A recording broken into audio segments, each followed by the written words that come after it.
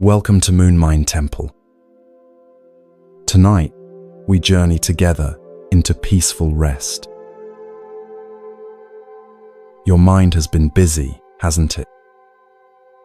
Thoughts flowing like a gentle stream that never seems to slow.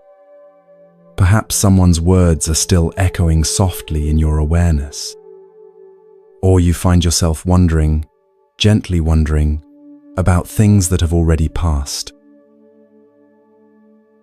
Tonight, we'll learn the ancient art of letting your mind settle, like watching snow fall on a quiet winter evening. Soft, natural, peaceful. Close your eyes and feel your body melting into this moment. Notice how your breath moves in and out like gentle waves on a calm shore. This natural rhythm is your first teacher tonight. It knows how to flow without effort, how to release without losing anything precious. In the quiet mountains of ancient China, there lived a wise teacher named Yunmen. One peaceful afternoon, a young student came to him. The student's heart was heavy with thoughts about his family far away. "Teacher," the student said softly, "my mind feels like a bird that cannot land. I think of my mother's gentle face, wonder about my brother's well-being, imagine conversations that may never happen. How can I find the peace that you speak of?" Yunmen looked up at the vast blue sky and spoke one word: clouds. The student followed his teacher's gaze upward. White clouds drifted slowly across the endless blue, like thoughts floating through awareness. "Watch them," Yunmen whispered. "See how they move, without struggle. The sky doesn't push them away or pull them close. It simply holds them with infinite gentleness as they pass." "Your thoughts," he continued, "are like these clouds. Your awareness is like this vast, peaceful sky. Let them drift. Let them float. Let them pass like whispers on the wind." Feel this truth settling into your body now. You are not your thoughts. You are the gentle awareness that watches them come and go. Like sitting by a window, watching clouds drift across a summer sky. When you find yourself thinking of someone again and again, you're like a person watching the same cloud, following it with your eyes as it moves across the horizon. But what if you could simply rest in the vast sky of your awareness? What if you could let that cloud drift on while you remain peacefully still? Breathe in this understanding. Breathe out any need to chase your thoughts. In our busy world, we sometimes create stories about others without realizing it. Like children making up fairy tales, we imagine what someone is thinking, feeling, or doing. But these are just gentle imaginings, not reality. If a friend seems distant one day, your mind might whisper, "Perhaps they're upset with me." But what if they're simply tired? What if they're caring for someone who needs them? What if they're lost in their own quiet thoughts, just as you sometimes are? The Buddha taught us something beautiful. Our suffering often comes not from what happens, but from the stories we tell ourselves about what happens. Like mistaking shadows for monsters in the dim light of evening. When someone doesn't respond to your message right away, that's simply what happened. No more, no less. Like a leaf falling from a tree, just a natural moment in time.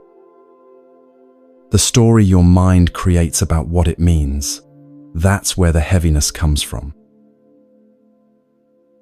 But tonight, you can let those stories drift away like dandelion seeds on a gentle breeze. You don't need to carry them anymore. Here's a comforting truth. Most of what others do has very little to do with you. This isn't meant to make you feel small. It's meant to make you feel free.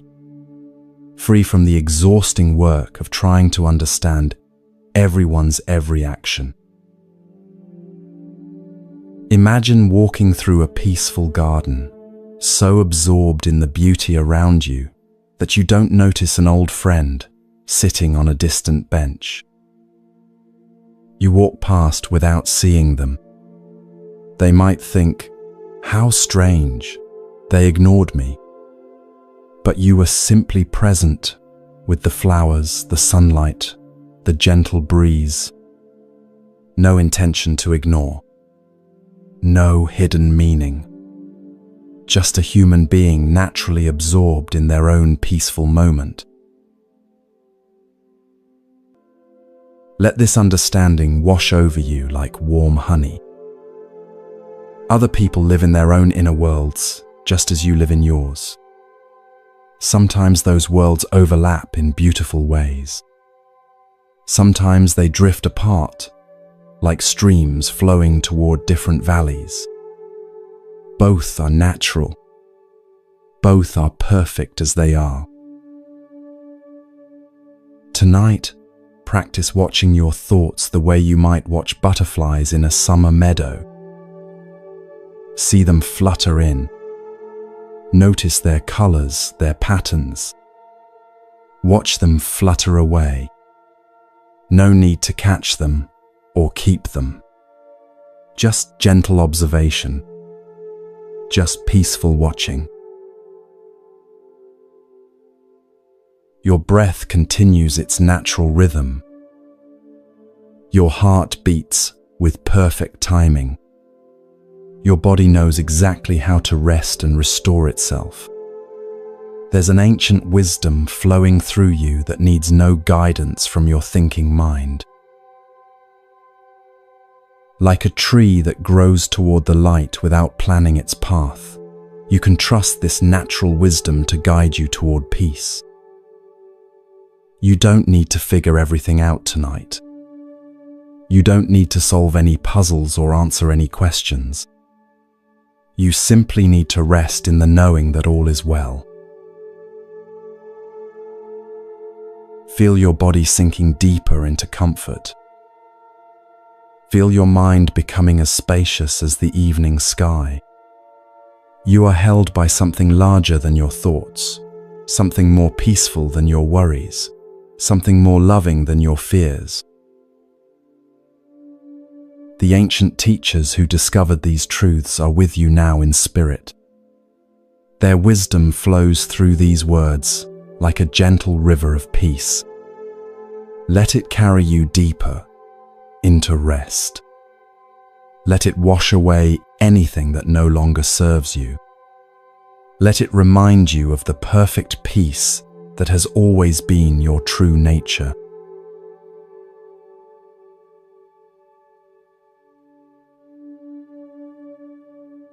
As you rest here in this gentle darkness, imagine walking into a moonlit garden. This is no ordinary garden. It's a place where the ancient masters came to practice the sacred art of release. Each flower here represents something you've been holding on to. Each pathway leads toward deeper freedom. There's a story whispered among the old temples about a tea master named Rikyu, who lived 400 years ago in Japan. He was known throughout the land for creating the most exquisite tea ceremonies, moments of such perfect beauty that people would travel for weeks just to attend. But Rikyu had a secret sorrow. He had fallen deeply in love with a woman named Yuki, whose name meant snow. She was beautiful, intelligent, and kind. But she was also promised to another man, a powerful lord who could provide for her family in ways that Rikyu, despite his fame, could not. Every morning, Rikyu would prepare tea and imagine Yuki sitting across from him. He would picture her delicate hands holding the ceramic cup, imagine the conversations they might have, dream of a life where they could be together. His tea ceremonies became more elaborate, more beautiful, as if creating perfect moments could somehow change his reality. One evening, as cherry blossoms fell like gentle tears outside his window, Rikyu realized something profound. He wasn't loving Yuki, he was loving his idea of loving Yuki. He was clinging to a dream that existed only in his mind, while the real Yuki was living her actual life somewhere else entirely. That night, Rikyu performed one final tea ceremony. But this time, he prepared tea for no one but himself. As he lifted the cup to his lips, he whispered a prayer of gratitude for having known love, even if he couldn't possess it. Then he released his grip on the dream. Not with bitterness or anger, but with the gentle grace of cherry blossoms falling naturally when their time has come. The next morning, Rikyu's tea ceremonies became even more beautiful than before. But now they carried a different quality, not the desperate beauty of someone trying to control life, but the effortless beauty of someone who had learned to dance with it. Feel this story settling into your heart, like morning dew on grass. Rikyu discovered what the Buddha called one of life's greatest truths. We suffer not because we love, but because we grasp. There's a difference between holding someone gently in your heart and clutching them desperately in your mind. Think of how you hold a soap bubble. Cup your hands too tightly, and it bursts. Hold your hands too loosely, and it floats away. But find that perfect, gentle curve of your palms, and the bubble can rest there, rainbow colors dancing on its surface, beautiful and free.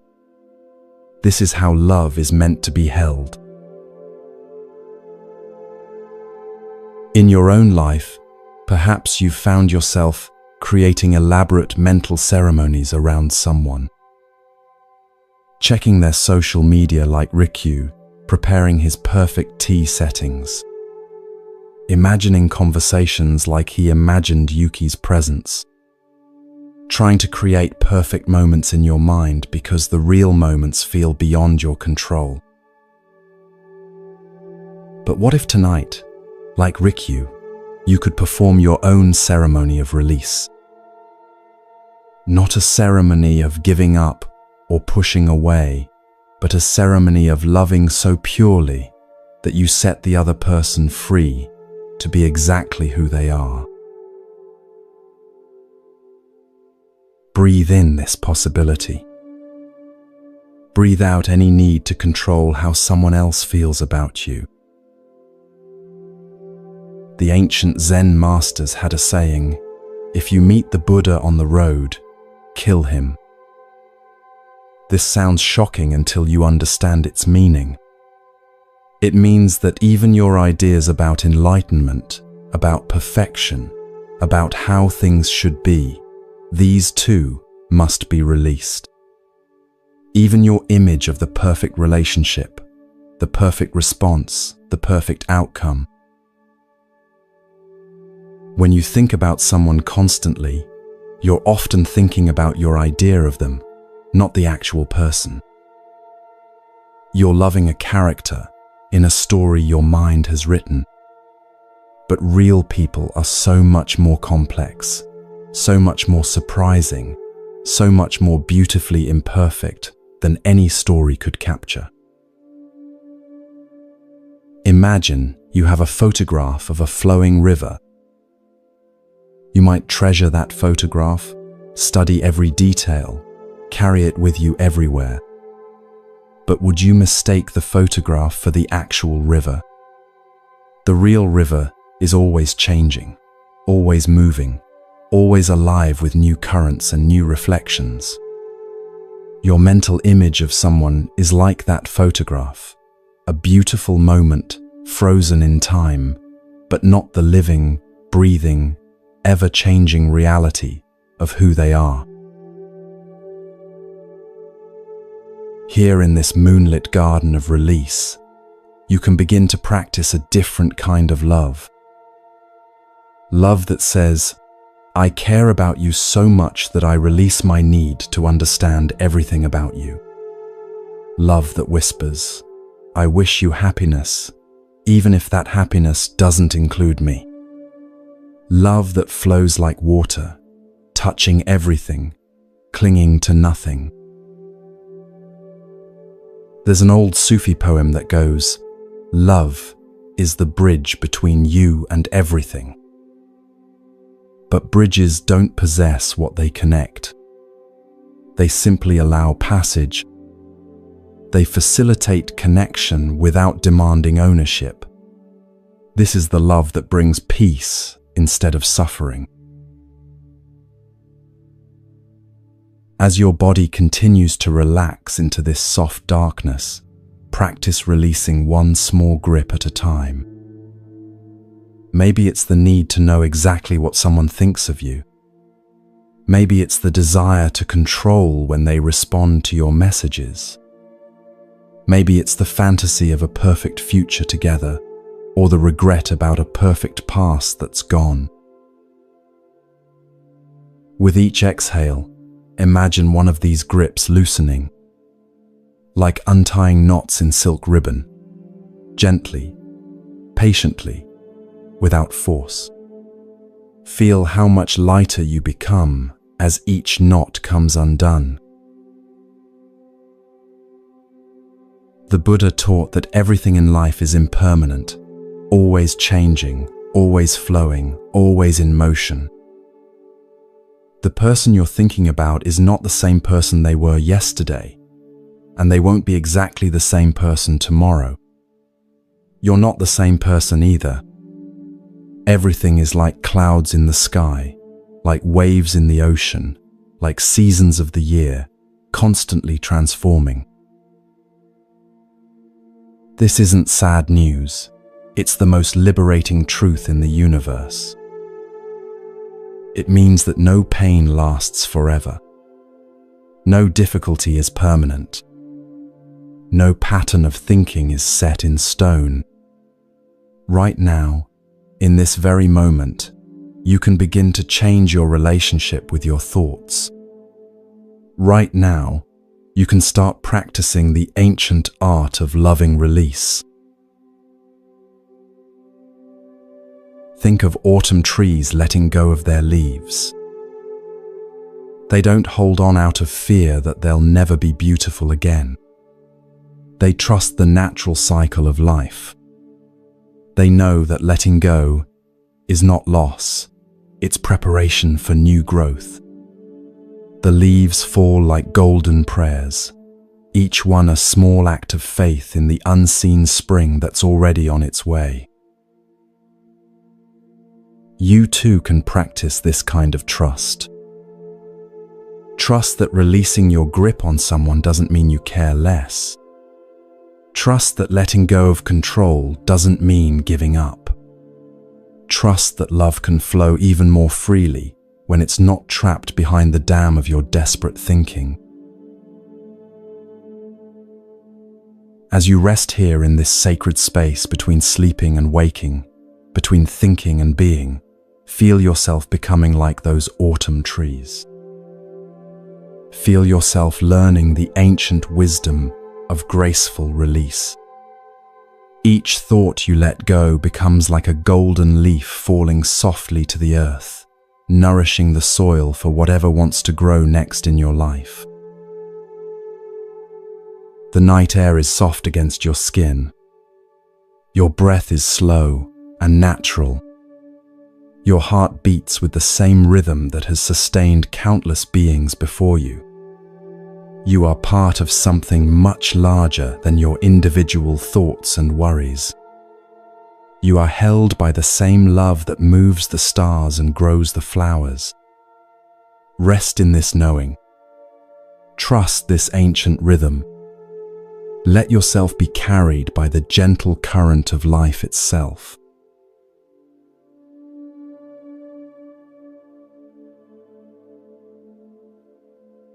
Settle deeper into this peaceful darkness. Your breath has found its natural rhythm, like gentle waves lapping against a moonlit shore.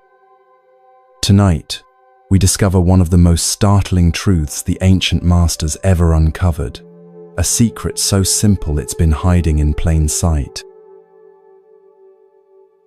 In the mountains of Tibet, there once lived a young woman named Pema, who worked as a mirror polisher in the local monastery.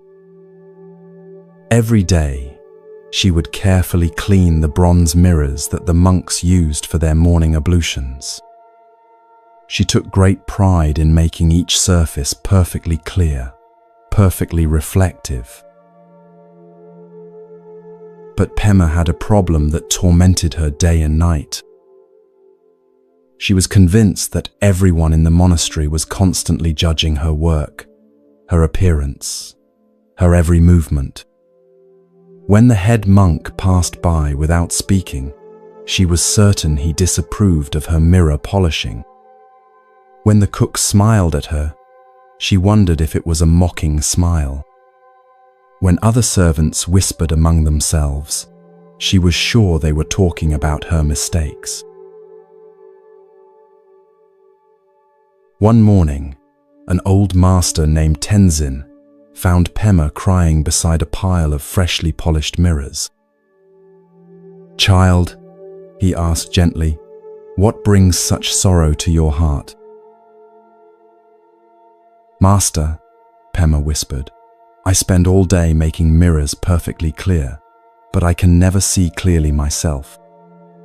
Everyone here must think I'm foolish, clumsy, unworthy. I catch them looking at me, and I know they're thinking terrible thoughts about who I am." Old Tenzin picked up one of her perfectly polished mirrors and held it up to catch the morning sunlight. "Tell me, dear one, what do you see in this mirror?" "I see my face, master. My worried expression, my imperfect features." "And what does the mirror think about your face?" Pema looked confused. "Master, mirrors don't think. They just reflect what's placed in front of them." "Exactly," Tenzin smiled. "This mirror doesn't judge your beauty or ugliness. It doesn't prefer one face over another. It doesn't have opinions about what it shows. It simply reflects, clearly and without commentary." He paused, letting this sink in. "Now tell me, when you look at other people, what are you really seeing? Are you seeing them clearly, like this mirror? Or are you seeing your own thoughts about what they might be thinking about you?" This question changed Pema's life forever. She realized she had been living in a house of mirrors, but all the mirrors were reflecting her own thoughts back to her. She wasn't seeing other people at all. She was seeing her own fears, insecurities, and assumptions projected onto everyone around her. Feel this truth settling into your awareness like gentle rain soaking into dry earth. When you worry about what someone thinks of you, you're rarely dealing with what they actually think. You're dealing with what you think they think.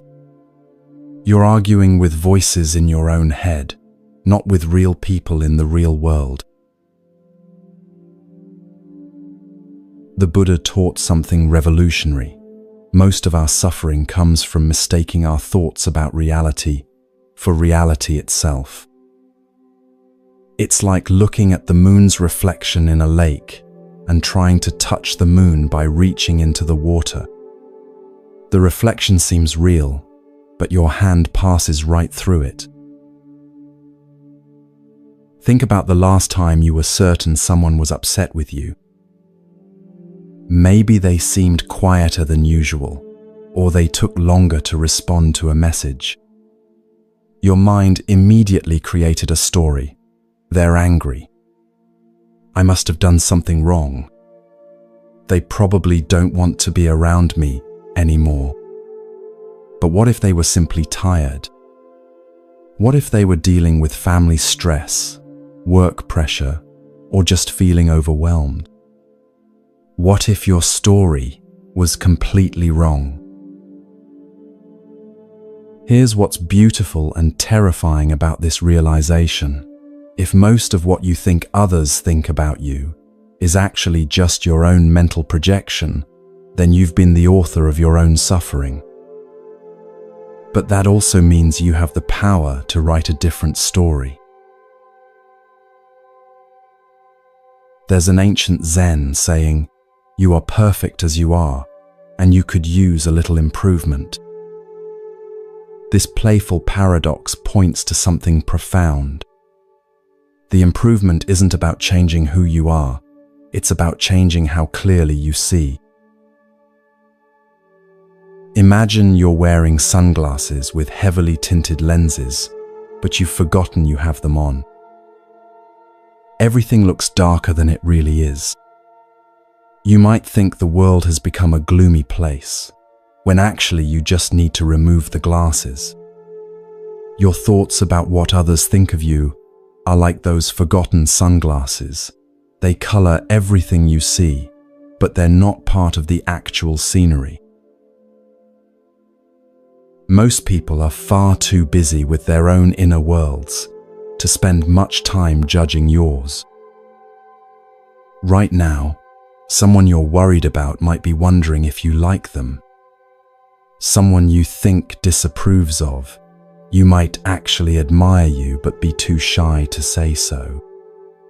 Someone you're sure is thinking about you might not have thought about you at all today, not because you don't matter, but because they're lost in their own concerns, their own hopes, their own quiet worries.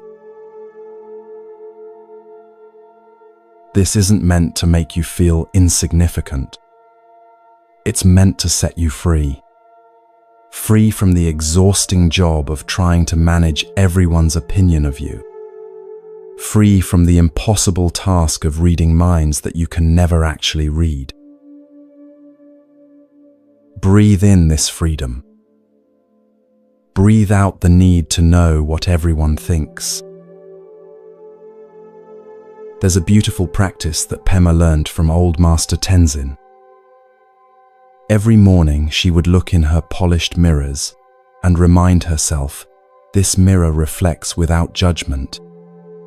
Today, I will try to see others as clearly as this mirror sees, without adding my own thoughts, fears, or stories to what I observe. You can practice this too. When you catch yourself creating stories about what someone might be thinking, pause and ask, am I seeing this person clearly, or am I seeing my own thoughts reflected back at me? Most of the time, you'll discover you've been arguing with your own imagination. The most liberating truth in the world is this: you don't need everyone to think well of you. In fact, it's impossible. Some people will understand you, others won't. Some will appreciate your unique qualities, others will be drawn to different types of people. This isn't personal, it's just the beautiful diversity of human nature. A rose doesn't worry that the person who prefers daisies doesn't appreciate its beauty. It simply blooms fully, offering its fragrance to anyone who comes near. It doesn't change its color to please the daisy lover or feel rejected when someone walks past without stopping to smell it. It remains perfectly itself, knowing that those who resonate with its particular beauty will find it. Tonight, as you rest in this gentle darkness, practice being like that rose. Be fully yourself without needing to monitor everyone's reaction. Let yourself bloom naturally, authentically, without constantly checking to see if you're blooming correctly. Feel your shoulders relaxing as you release the weight of everyone's imagined judgments. Feel your jaw softening as you stop rehearsing conversations that will never happen.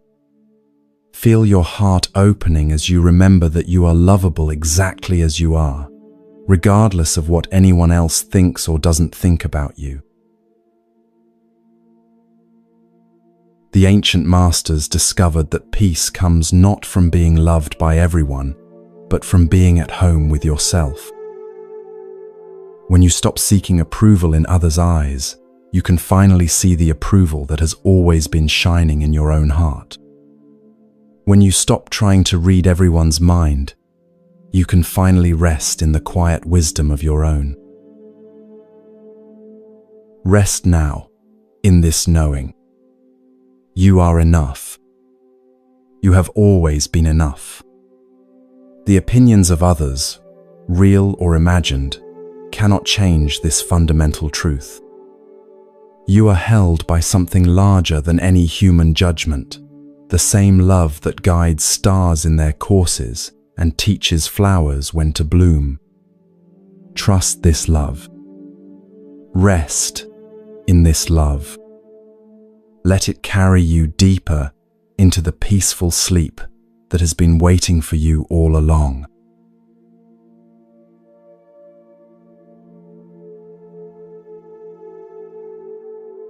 In the soft embrace of this deepening night, your body has found its natural rhythm of rest.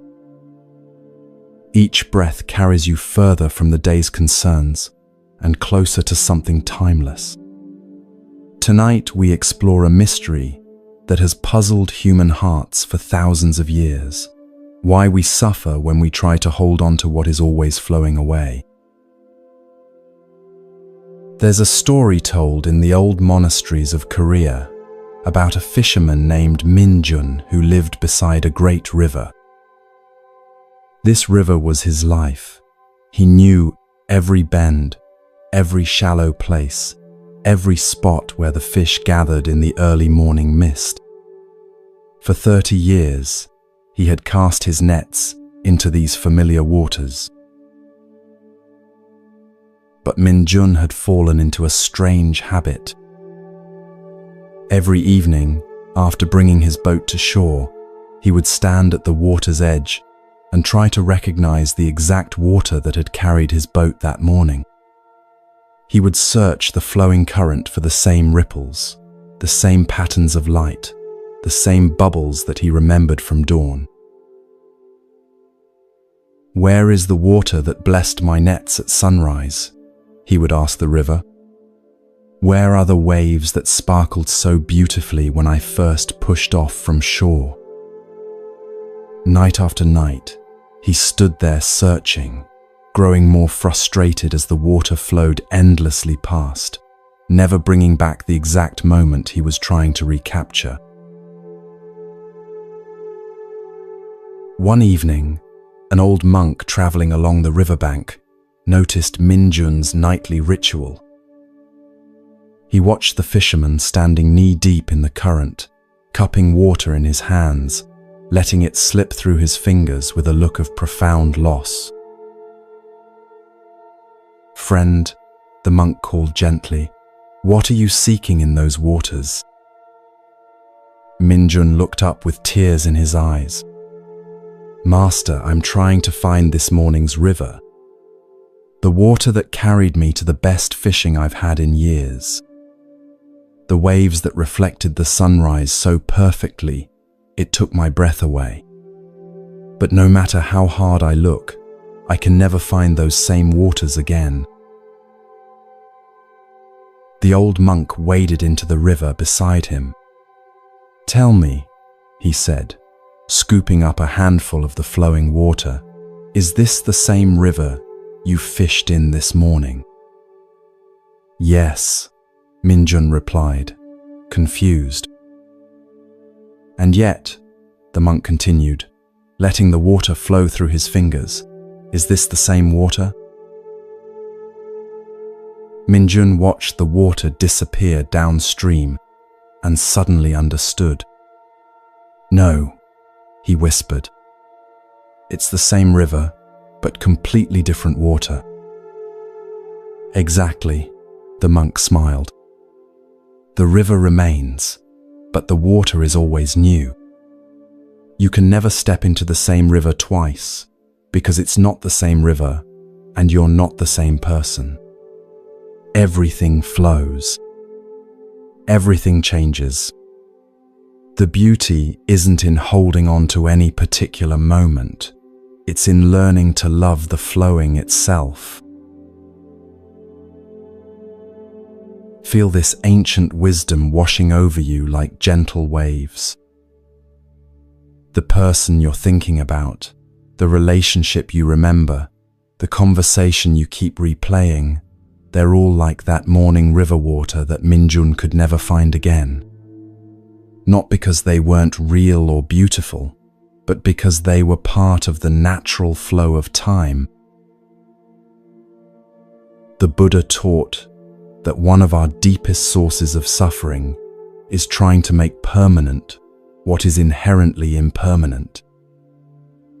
It's like trying to freeze a sunset or capture the wind in a jar. The very attempt destroys the beauty we're trying to preserve. Think about a time when you were completely happy with someone.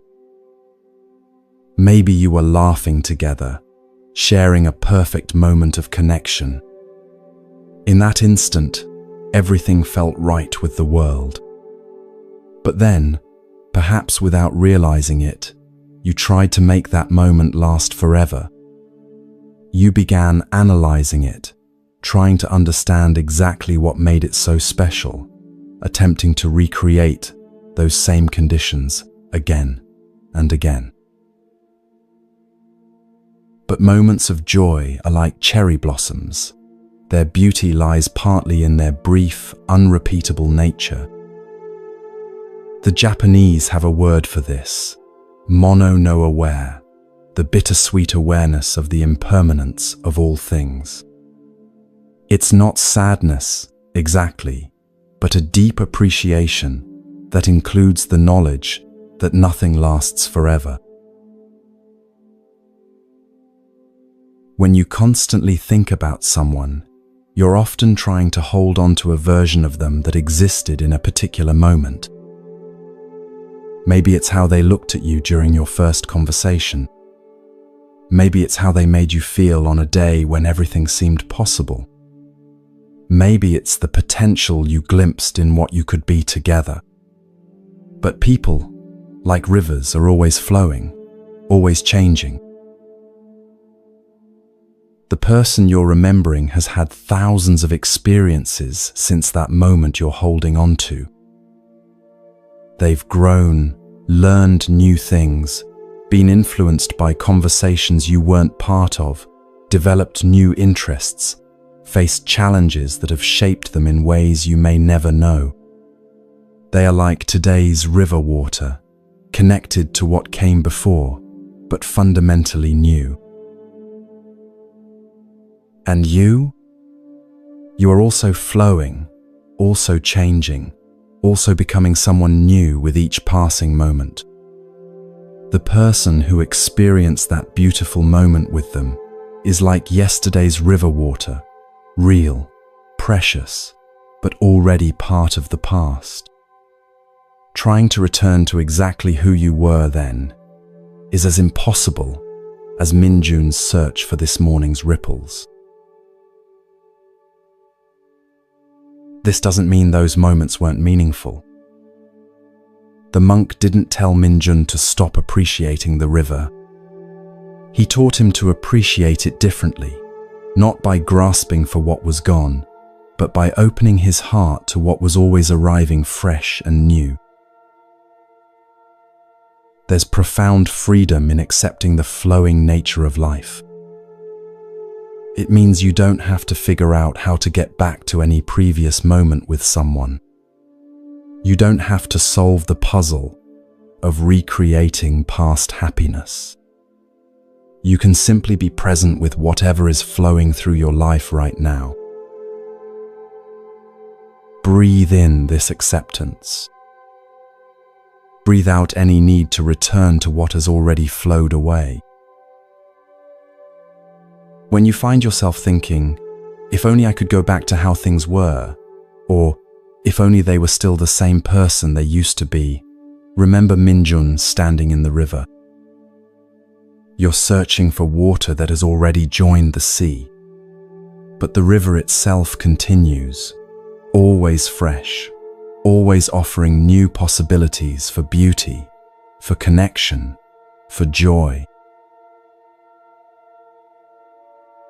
The ancient Taoists taught that the wise person learns to move like water, flowing naturally around obstacles, always moving toward its destination, never fighting against the current of change.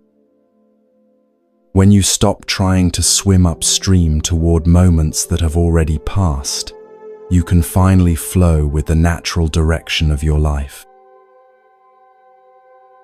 This flowing with change doesn't mean becoming passive or giving up on love. Water is incredibly powerful precisely because it doesn't resist. It carves canyons, moves mountains, and shapes entire landscapes through patient, consistent flow. Your love, too, becomes more powerful when it flows naturally rather than trying to dam up time. Tonight, practice loving like water. Send gentle good wishes downstream toward the people who have flowed through your life. Appreciate them not as they were in any particular moment, but as fellow rivers making their own way toward the vast ocean of existence. Wish them well on their journey. Trust that your paths may converge again in new and beautiful ways, or that they may flow toward different valleys, and that both possibilities are perfect expressions of life's natural wisdom.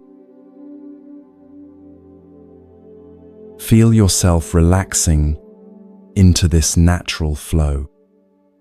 Your body knows how to change and renew itself continuously. Your breath flows in and out without your control.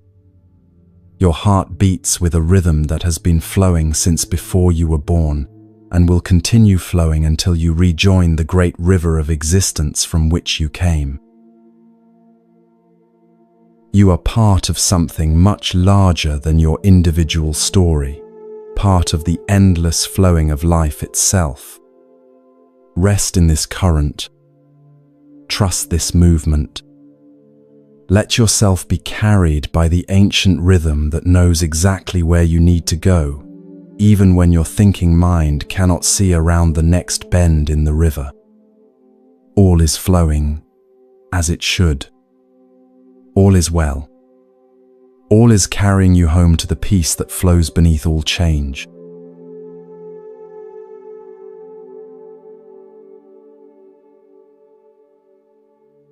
As the night deepens around you like a soft blanket, your breath has become a gentle tide. In and out, carrying away the day's accumulations, leaving space for something new to emerge. Tonight, we discover perhaps the most paradoxical teaching of all, how emptiness becomes the source of true fullness. In the bamboo forests of ancient Vietnam, there lived a potter named Linh, who was famous throughout the region for her beautiful tea bowls. People would travel for days to purchase one of her creations, each one perfectly shaped, perfectly balanced, perfectly smooth to the touch. But Linh carried a secret burden. She had been apprenticed to a master potter named Thay Minh, and she believed herself to be deeply in love with him. Every day, as she worked the clay, her mind was filled with thoughts of him. Every bowl she shaped became a vessel for her longing.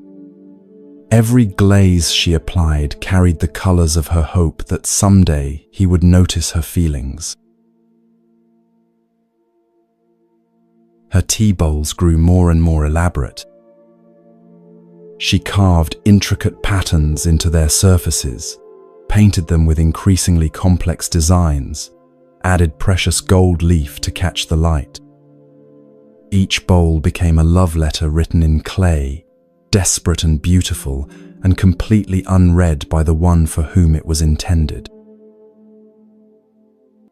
One day, Thay Minh watched her working on yet another ornate creation. "Student," he said gently, "your technical skill grows daily. But tell me, what makes a tea bowl perfect?" Lin's heart raced. Finally, he was asking her opinion, engaging with her work. "Master," she replied eagerly, "surely it's the beauty of the decoration, the sophistication of the glaze, the complexity of the carving." Thay Minh picked up her latest creation, a bowl so covered with ornate patterns that barely any plain clay remained visible. "This is very skillful," he said. "But may I show you something?" He led her to a simple wooden shelf where sat a single tea bowl. It was completely plain, no decoration, no patterns, no glaze, except a simple clear coating that revealed the natural beauty of the clay itself. But somehow, this simple bowl seemed to glow with an inner light. "This bowl," Thay Minh said, "was made by my own teacher 50 years ago. Do you know what makes it perfect?" Linh studied the bowl carefully. I don't see anything special about it, Master. It's so plain, so empty of decoration." "Exactly," Thay Minh smiled. "It's empty. And because it's empty, it can hold anything. Tea, flowers, rice, water, whatever is needed. Your beautiful bowls are so full of decoration that they can only hold what you've decided they should hold. This simple bowl is so empty that it can hold the whole world." He paused, letting her absorb this teaching. The same is true of the heart, dear student. When your heart is full of your own ideas about love, your own plans and expectations and desires, it becomes like your decorated bowls, beautiful but limited. When your heart empties itself of all these decorations, it becomes like this simple bowl, able to hold whatever love wants to bring. Feel this teaching settling into your awareness like rain soaking into thirsty earth. When you fill your mind with constant thoughts about someone, you're like Linh decorating her bowls with increasingly complex patterns. Each thought, each fantasy, each worry becomes another layer of decoration that actually limits your capacity to receive real love, real connection, real presence. The Zen masters discovered something revolutionary. The fullest life comes from the emptiest mind. Not empty in the sense of blank or lifeless, but empty like space itself, vast, open, able to contain stars and galaxies without being crowded. Think about the space in your room right now. That space seems like nothing, doesn't it? But without it, there would be no room for furniture, no room for you, no room for anything to exist. The emptiness isn't the absence of something important. It's what makes everything else possible. Your mind works the same way. When it's cluttered with endless thoughts about someone, analyzing their every word, replaying past conversations, imagining future scenarios, there's no space left for actual presence. No room for surprise, for spontaneity, for the genuine unfolding of whatever wants to happen naturally between you. Buddha taught that attachment is like filling a cup with muddy water. You might think you're accumulating something valuable, but actually you're making the cup useless for holding anything pure. Only when you empty the cup completely can clear, fresh water flow in. This doesn't mean becoming indifferent or cold. True emptiness is the most loving state possible because it places no conditions on what it receives. Like Thay Min's simple bowl, an empty heart can hold joy without grasping it, hold sorrow without drowning in it, hold love without demanding that it take any particular form. Imagine you're holding a camera, trying to photograph a beautiful sunset. But instead of looking at the actual sunset, you keep adjusting the camera settings, checking the screen, worrying about getting the perfect shot.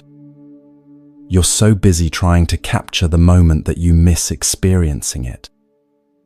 The sunset happens while you're focused on your equipment. This is what happens when you fill your mind with thoughts about someone instead of simply being present with them when they're actually there. You miss the real person while you're busy managing your mental image of them. Breathe in this possibility of emptiness. Breathe out the need to fill every moment with thinking.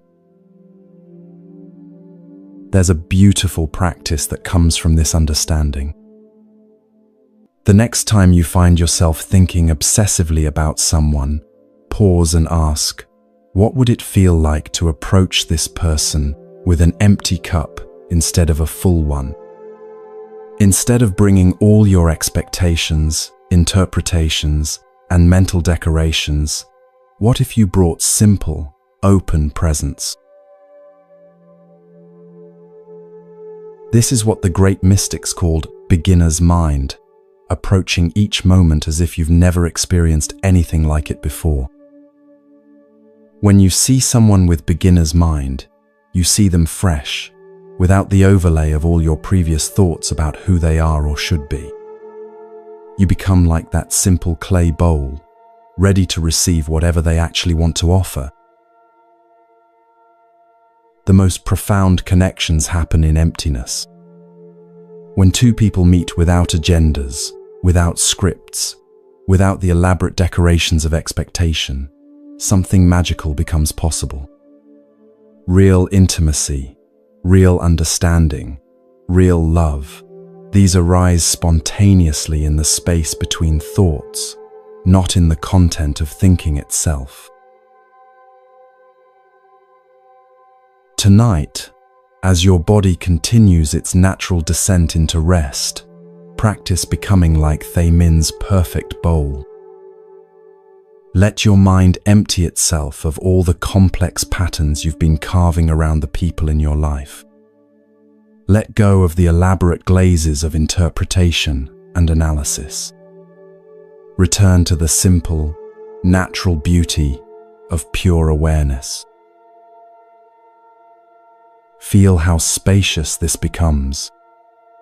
Notice how much lighter you feel when you're not carrying all those mental decorations. Sense the vast openness that emerges when you stop trying to fill every moment with thinking.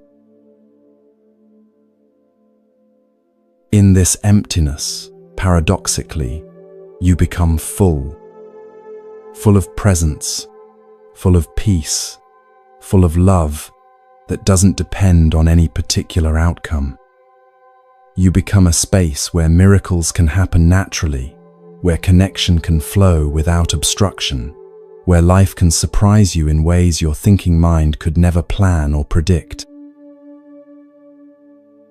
Rest now in this perfect emptiness that contains everything.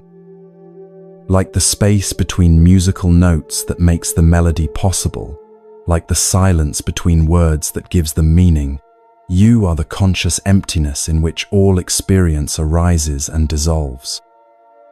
This is your true nature, not the thoughts that come and go, but the spacious awareness that remains constant through all change. Sleep in this knowing. Dream in this vastness.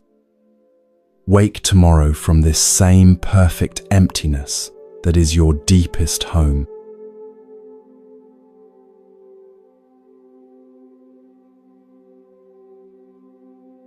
In this deepening sanctuary of night, your breathing has become like gentle incense rising from a peaceful temple. Each exhale releases what no longer serves. Each inhale draws in the ancient wisdom that has been waiting patiently for you to remember it. Tonight, we enter the most sacred garden of all, the one where you finally learn to stop judging your own heart. Deep in the mountains of Japan, where morning mist clings to ancient pine trees, there lived a garden master named Kenji, who tended the grounds of a small monastery. For 20 years, he had worked to create the perfect Zen garden, every stone precisely placed, every rake mark in the sand absolutely straight, every moss-covered path leading exactly where it should. But Kenji had a secret that tortured him daily. Despite all his mastery of external gardens, his inner landscape felt like chaos. He would spend hours each night lying awake, thinking about Yuki, a young woman who visited the monastery occasionally with her grandmother. These thoughts came like weeds in his carefully tended mind, and he fought them with the same precision he used to maintain his gardens.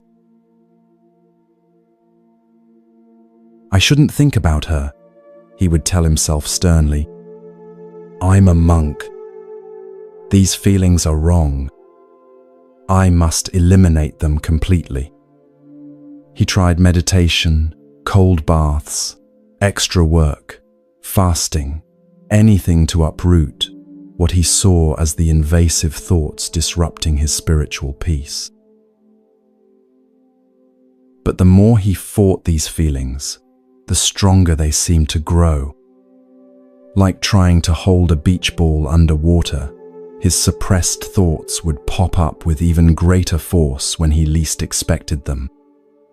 During morning prayers, while raking the sand, even while teaching young students about mindfulness, Yuki's gentle smile would appear in his awareness, and he would feel like a failure as both a monk and a human being. One autumn evening, the old abbot found Kenji sitting in his garden, tears streaming down his face as he stared at a section where weeds had grown through his perfectly raked sand. "Master," Kenji said brokenly, "I cannot even maintain this simple garden properly. How can I hope to cultivate wisdom when I cannot control my own mind?" The abbot sat beside him on the cool earth. "Tell me, Kenji, What do you see when you look at these weeds? I see disorder, Kenji replied. Imperfection. Things growing where they shouldn't be. Evidence of my failure to maintain proper discipline. The old abbot smiled gently and plucked one of the small wildflowers that had sprouted between the carefully placed stones. And what does this flower see when it looks at itself? Kenji looked confused. Master, flowers don't judge themselves. Exactly, the abbot nodded. This flower doesn't worry that it's growing in the wrong place. It doesn't compare itself to the carefully cultivated plants in other parts of the garden. It simply grows toward the light with perfect naturalness. It blooms where it finds itself, without apology or shame. He paused, letting this sink in. Tell me, dear student, in all of nature, have you ever seen a flower that grew wrong? This question opened something profound in Kenji's understanding. He began to see that his thoughts about Yuki weren't invasive weeds disrupting some perfect garden of spirituality. They were simply human feelings arising naturally in a human heart. The suffering came not from having these feelings, but from judging them as wrong, from trying to force his inner landscape to conform to some idealized image of what a monk should feel. Feel this gentle revolution settling into your own heart. How much energy have you spent judging your thoughts about someone as wrong, inappropriate, or embarrassing? How often have you told yourself you should stop thinking about them, should stop caring so much, should be stronger, or wiser, or more detached? The Buddha taught something radical for his time and ours. The path to freedom doesn't begin with eliminating difficult emotions. It begins with accepting them as natural phenomena, like weather passing through the sky of your awareness. You don't judge clouds for being cloudy, or rain for being wet. They're simply expressing their nature.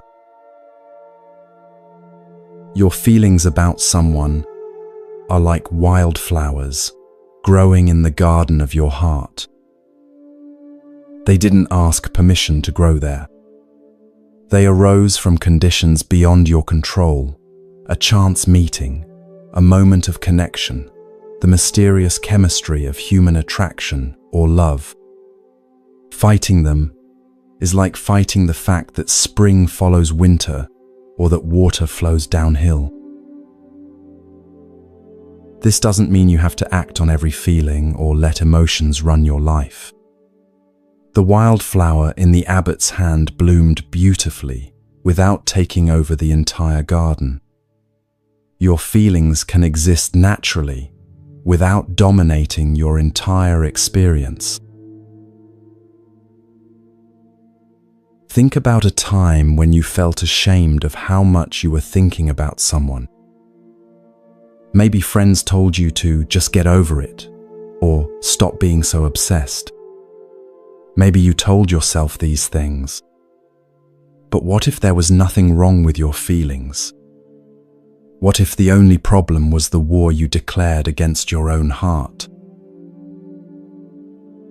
There's profound wisdom in the way wildflowers grow. They don't waste energy arguing with their circumstances. They don't spend time wishing they were different flowers or growing in different soil. They simply receive whatever light is available and bloom as fully as possible where they find themselves. Breathe in this acceptance of your own natural flowering. Breathe out any shame about the thoughts and feelings that have grown in your heart. The ancient masters discovered that what we resist persists, and what we accept transforms. When Kenji stopped fighting his feelings about Yuki, something beautiful happened. The obsessive quality began to fade naturally, like wildflowers that bloom magnificently and then, having expressed their nature fully, quietly release their seeds and return to the earth. This doesn't mean his feelings disappeared overnight, but they stopped being a source of suffering because he stopped making them wrong. He could acknowledge them with the same gentle appreciation he showed for unexpected flowers in his garden. Ah, here's a feeling of longing. How interesting. How human. How perfectly natural. Tonight, practice being the gardener of your own heart, who has learned to see beauty in whatever grows there. When a thought about someone arises, instead of immediately trying to weed it out, pause and observe it with curiosity. What color is this feeling? What shape does this longing take? How does this particular variety of care express itself in the garden of your awareness? You might discover that when you stop calling your feelings weeds, they begin to behave more like wildflowers, blooming naturally, adding unexpected beauty to your inner landscape, and then gracefully completing their cycle without causing the drama that resistance creates. The most beautiful gardens aren't the ones where everything is rigidly controlled. They're the ones where cultivated intention dances harmoniously with natural spontaneity. Your heart can be this kind of garden, tended with love, but not tyrannized by perfection. There's an old saying, the flower that blooms in adversity is the most rare and beautiful of all. The feelings you've been judging as wrong, inappropriate, or inconvenient may actually be the most authentic expressions of your capacity to love. They deserve the same gentle appreciation you would give to any natural wonder. Rest now in this garden where nothing grows wrong. Feel your heart expanding to include all the feelings you've been trying to eliminate. Let them exist as naturally as moonlight on water, as effortlessly as your breathing, as beautifully as any flower that has ever bloomed. You are not broken for feeling deeply. You are not weak for thinking often about someone who touched your heart. You are human, beautifully and completely human, growing toward love in the only way you know how. Trust this growth. Honor this flowering. Rest in the perfect naturalness of your own tender heart.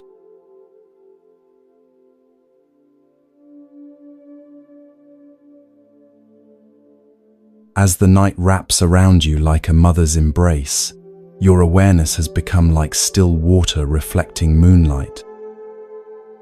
Each breath draws you deeper into the mystery we explore tonight, the profound difference between the love that grasps and the love that liberates both giver and receiver. In the mist-covered hills of ancient Tibet, there stood a monastery famous for its bell tower.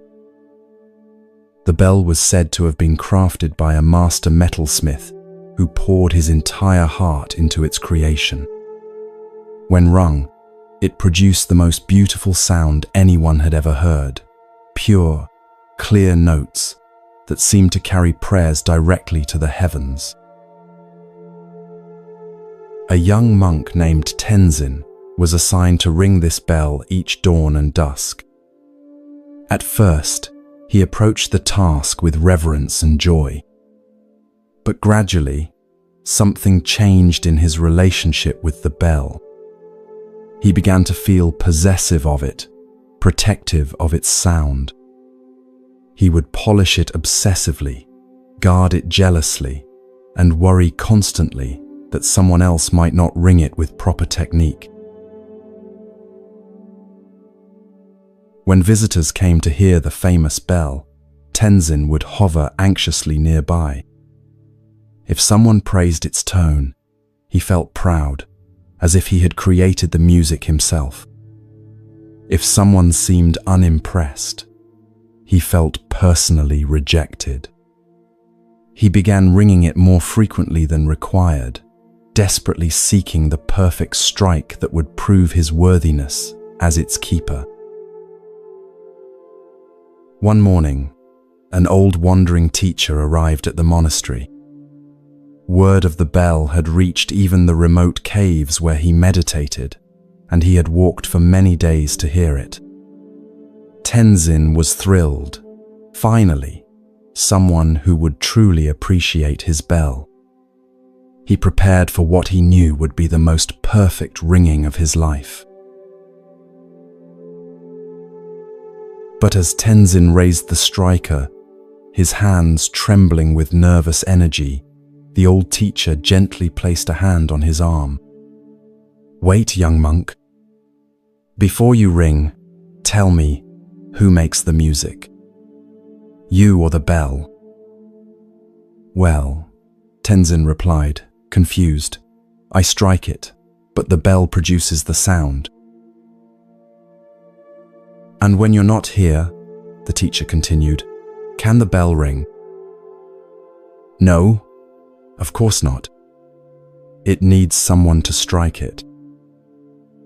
"Ah," the old man smiled. "So you believe you create the bell's voice?" Tenzin nodded eagerly. "Yes, I've practiced for years to find the perfect technique, the exact right force, the ideal timing."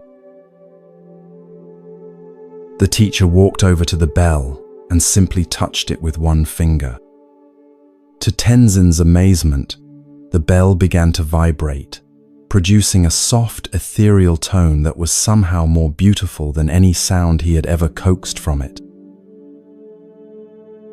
"But how?" Tenzin gasped. "You barely touched it." "The bell always contained this music," the teacher replied gently. "I didn't create it or control it. I simply provided the lightest invitation for it to express its natural voice. When you strike it with such intensity, with such need to produce a perfect sound, you actually interfere with its ability to sing freely." He paused, letting this teaching settle. The most beautiful music arises not from force, but from the gentlest touch that allows something to express its own true nature. Feel this wisdom resonating in your own heart like that gentle bell tone. How often have you tried to create the perfect interaction with someone through your own effort, your own intense focus, your own carefully planned approach? How many times have you discovered that the harder you try to make something beautiful happen, the more elusive that beauty becomes? The Buddha taught that there are two kinds of love, the love that binds and the love that frees. Binding love says, "I love you, so you must respond in a certain way to make me feel secure." Freeing love says, "I love you, so I want you to be exactly who you are, even if that doesn't include loving me back." Think about the difference between Tenzin's desperate striking of the bell and the teacher's gentle touch. When you constantly think about someone, analyzing their words, trying to decode their feelings, planning the perfect thing to say or do, you're like Tenzin, working so hard to create the perfect sound that you actually prevent natural harmony from arising. Real connection, like the bell's true music, emerges from spaciousness, not from effort.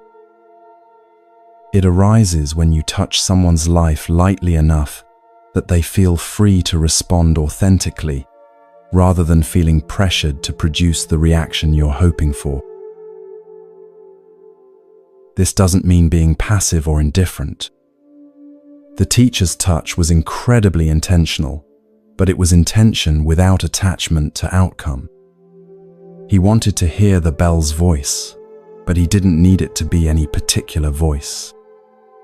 He was curious about what would emerge, rather than determined to make something specific happen. Breathe in this lightness of touch. Breathe out any need to force beautiful moments with others. When you love someone with this gentle freedom, something magical happens. They begin to feel safe enough to show you their authentic self, the way the bell felt safe enough to sing its true song when touched without demand. People bloom in the presence of love that doesn't try to reshape them. Maybe you've experienced this yourself. Perhaps there's been someone in your life who loved you so freely that you felt completely relaxed in their presence. You didn't have to perform or pretend or try to be anyone other than exactly who you were. In that safety, your own authentic beauty could emerge naturally, like music from a bell touched with perfect gentleness. This is the love that heals both the lover and the beloved. When you stop trying so hard to create specific outcomes with someone, you create space for outcomes more beautiful than anything you could have planned. When you release your grip on how someone should respond to you, you free them to respond from their deepest truth, and often that truth is more loving than anything you could have demanded. The old teacher had another lesson for Tenzin. "Notice," he said, "that when I touched the bell gently, the sound continued long after I removed my finger. But when you strike it forcefully, the sound is sharp and brief, then quickly fades. True love works the same way," he continued. A gentle touch of authentic care can resonate in someone's heart for years. But love that demands, that grasps, that tries too hard, it makes a lot of noise initially, but leaves no lasting vibration. Think about the people who have touched your life most deeply.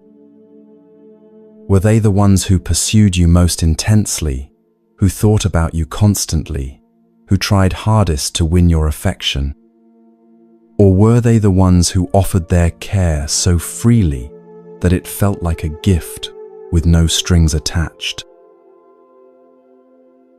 Tonight, as you rest in this deepening peace, practice loving like that wise teacher's touch.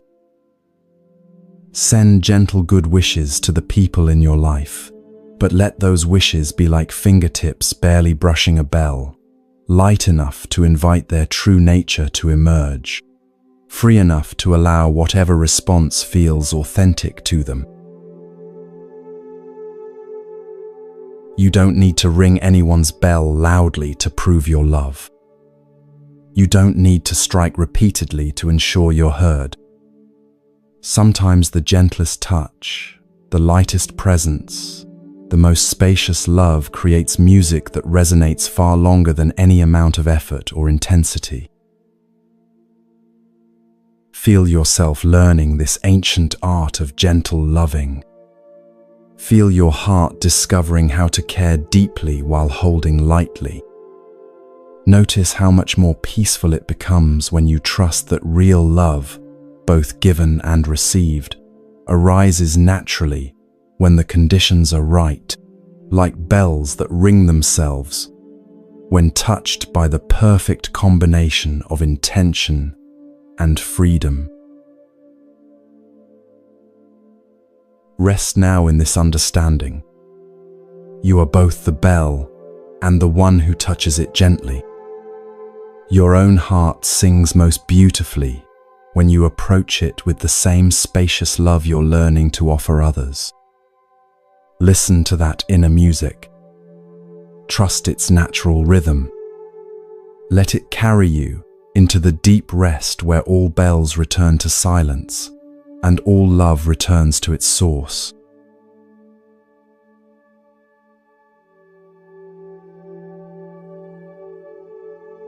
The darkness around you has become a friend now, hasn't it?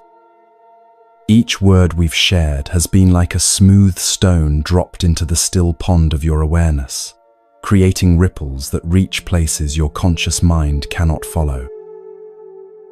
But tonight, we must speak of something most people spend their entire lives avoiding: the uncomfortable truth about why we really can't stop thinking about certain people. There was once a merchant in ancient Persia named Darius, who prided himself on his rational mind and disciplined emotions. He ran his business with precision, treated his employees fairly, and maintained cordial relationships with everyone in his community. Darius was respected, successful, and thoroughly convinced that he had mastered the art of living wisely. Then he met Soraya. She was unlike anyone in his orderly world, unpredictable, passionate, sometimes gentle as morning mist, sometimes fierce as a desert storm. When she laughed, it was like music he'd never heard before. When she was quiet, her silence held mysteries that made his chest tight with longing. For the first time in his carefully controlled life, Darius found himself completely undone. But here's what tortured him most. Soraya seemed to care for him one day and be distant the next. She would seek his company enthusiastically, then disappear for weeks without explanation.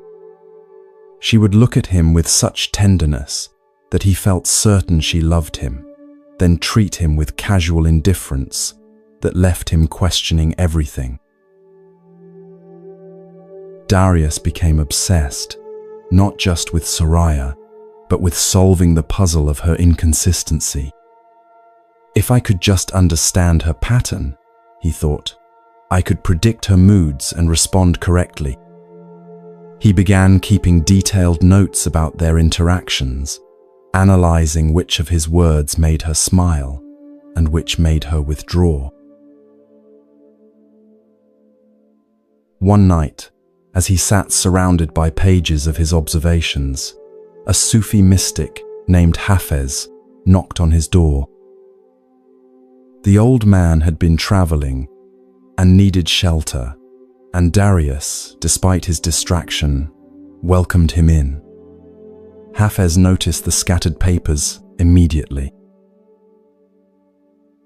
"My friend," Hafez said gently, "you seem to be studying someone very intensely."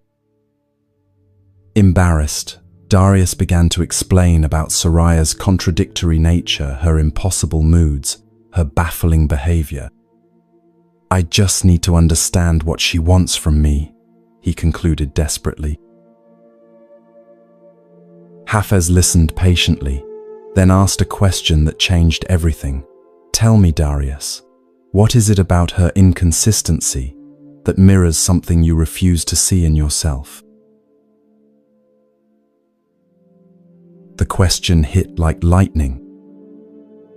Darius realized that he'd spent years presenting himself as perfectly consistent, always reasonable, never emotional or unpredictable. But the truth was, he had his own hidden contradictions, moments of doubt he never admitted, feelings of inadequacy he buried under achievements, a wild, passionate part of himself he disciplined into silence. Soraya wasn't just someone he loved. She was everything he'd rejected about his own nature, walking around in human form. Her unpredictability, reflected his own suppressed spontaneity. Her emotional intensity mirrored feelings he'd spent decades trying to control. Her freedom to be inconsistent revealed his own terror of appearing imperfect. Stop for a moment and feel this revelation settling into your bones. What if the person you can't stop thinking about isn't just someone you want? What if they represent parts of yourself you've been afraid to embrace?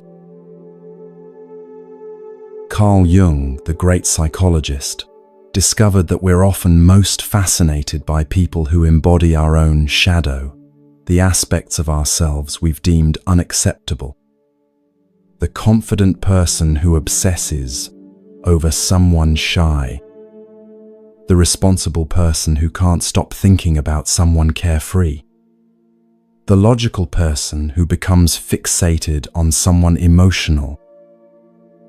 It's not coincidence. Your psyche is trying to integrate something you've split off from yourself. Think about the qualities that most attract you to this person you keep thinking about. Are they more spontaneous than you? More mysterious? More willing to be vulnerable? More comfortable with intensity? What if these aren't qualities you need to possess through them, but qualities you need to develop within yourself? Darius discovered something profound when he stopped trying to decode Soraya and started exploring his own hidden contradictions. He began allowing himself to feel emotions without immediately analyzing them. He let himself be spontaneous occasionally, even if it wasn't perfectly efficient. He embraced the parts of himself that weren't always rational or predictable. And something miraculous happened. His obsession with Soraya began to transform into genuine appreciation. When he stopped needing her to be consistent, he could enjoy her spontaneity. When he stopped demanding that she fulfill his missing pieces, he could love her for who she actually was, not for what she represented. This doesn't mean he stopped caring about her. But his caring became lighter, more genuine, less desperate. He realized he'd been trying to love her with parts of himself that didn't even exist yet. Here's the uncomfortable truth most people never discover. You can't fully love someone else until you've made friends with all the parts of yourself. The intensity of your thoughts about another person is often proportional to how much you're rejecting about your own nature. Breathe with this possibility. What if your overthinking isn't really about them at all? What if it's your soul's way of pointing you towards something you need to reclaim within yourself? The mystics knew this secret. They understood that every external relationship is ultimately a conversation with different aspects of our own consciousness. When you're obsessing over why someone is distant, you might need to explore your own relationship with intimacy. When you can't stop wondering why they're so confident, you might need to befriend your own power. When you're fascinated by their emotional freedom, you might need to liberate your own feelings. This isn't psychology, it's ancient wisdom. The Buddha taught that all suffering comes from the illusion of separation. What appears to be out there in another person is always, somehow, also in here, within yourself. Tonight, instead of thinking about what this person means to you, try asking, what does my fascination with them reveal about what I'm ready to accept in myself? Instead of analyzing their behavior, explore what unexpressed part of my own nature is trying to emerge through this attraction. You might discover that your deepest longing isn't really for that person to love you back.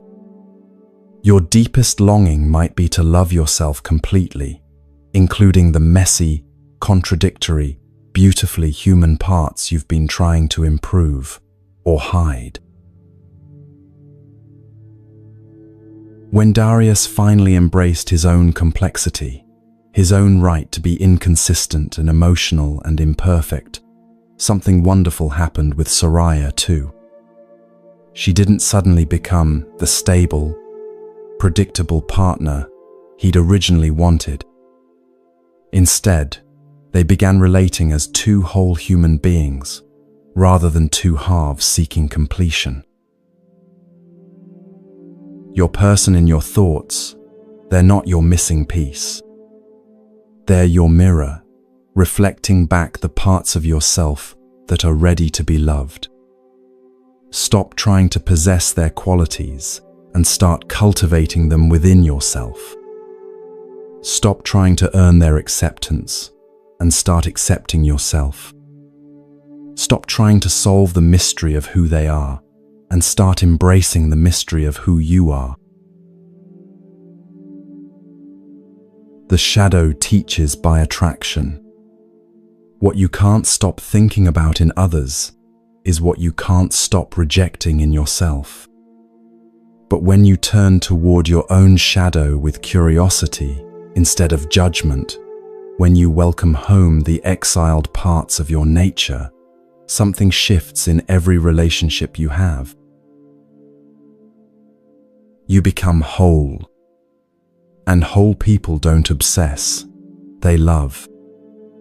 They love freely, completely, without the desperate need that comes from inner emptiness. They become magnetic, not because they're trying to attract anyone, but because they've integrated all the scattered pieces of themselves into one beautiful, complex, perfectly imperfect human being. Rest now in this revolutionary possibility. Your thoughts about others are love letters from your soul, pointing you home to yourself.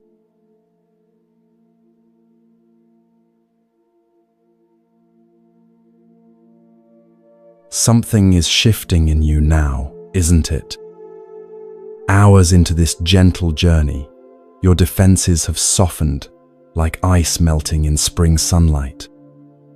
What began as a search for peace from overthinking has become something deeper, an initiation into truths most people never dare to face.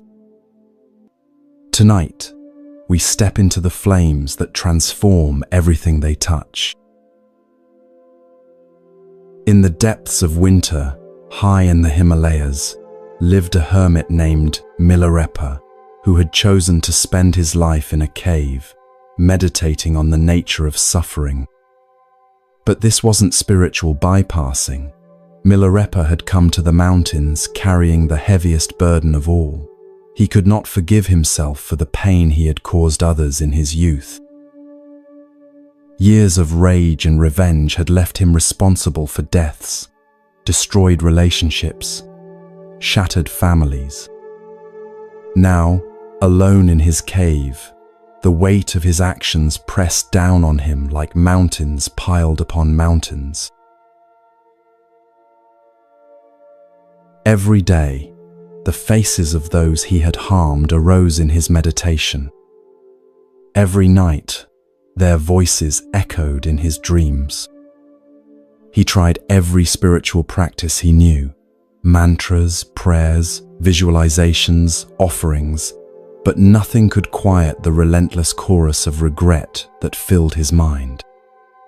He was trapped in the most vicious cycle of all, thinking constantly about people he could never make amends to, mistakes he could never undo, words he could never take back.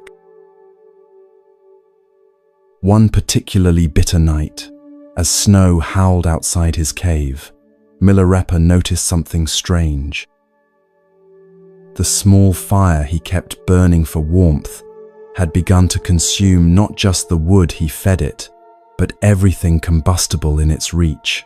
Old papers, scraps of cloth, even his meditation beads that had accidentally fallen too close to the flames. Instead of feeling upset about losing these possessions, he found himself mesmerized by the fire's complete impartiality. The flames didn't judge what they consumed. They didn't prefer valuable items over worthless ones. Sacred texts burned with the same brightness as old rags. Beautiful objects and ugly ones were transformed equally into light and warmth. The fire simply received whatever was offered and used it all as fuel for illumination. In that moment of watching, Milarepa understood something that shattered his world and rebuilt it simultaneously. What if everything he had been trying to escape, his guilt, his regret, his endless thoughts about the people he had wronged, what if all of this suffering could become fuel for awakening instead of obstacles to it? He stopped trying to push away the painful memories. Instead, he began to feed them to the fire of his awareness.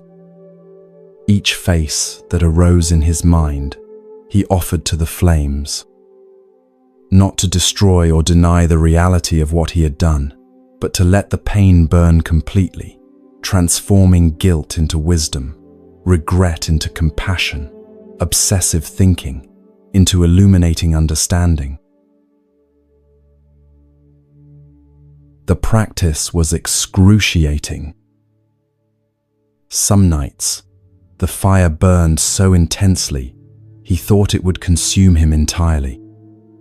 But gradually, Milarepa discovered that pain fully experienced, fully felt, fully allowed to burn, transforms into something else entirely, not the absence of feeling, but the presence of an unshakable peace that could hold any feeling without being destroyed by it. Feel this possibility stirring in your own depths. All these hours, we've been talking about letting go of thoughts about others, finding peace, releasing attachment. But what if the real teaching is different? What if you don't need to get rid of your intense feelings at all? What if you need to let them burn so completely that they reveal what they've always been hiding, your own indestructible essence?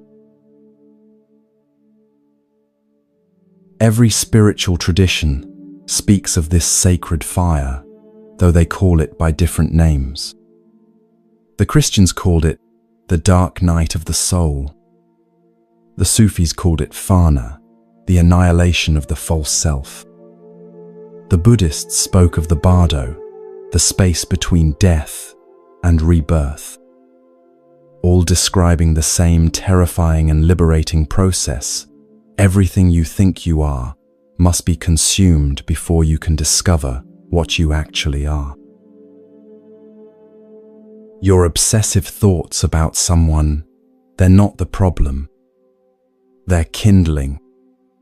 The emotional intensity you've been trying to manage or escape, that's not weakness. That's fuel. The very desperation that brought you to seek peace tonight, that's the spark that ignites the transformation. But here's what nobody tells you about sacred fire. It burns everything. Not just the parts of yourself you want to change, but the parts you've been defending as well. Your story about being the victim of unrequited love, that burns. Your identity as someone who loves too much or not enough, that burns too. Even your cherished image of yourself as someone on a spiritual path seeking enlightenment, the flames consume that as well. When Milarepa's fire had burned long enough, he discovered something shocking. There was nothing left to burn. No solid self to protect, no fixed identity to maintain, no story that needed defending. What remained was pure awareness, vast, unchanging, completely at peace, capable of experiencing any emotion or thought without being damaged by it. He had found what mystics call the self beyond the self, the consciousness that remains when everything else has been offered to the transforming flames.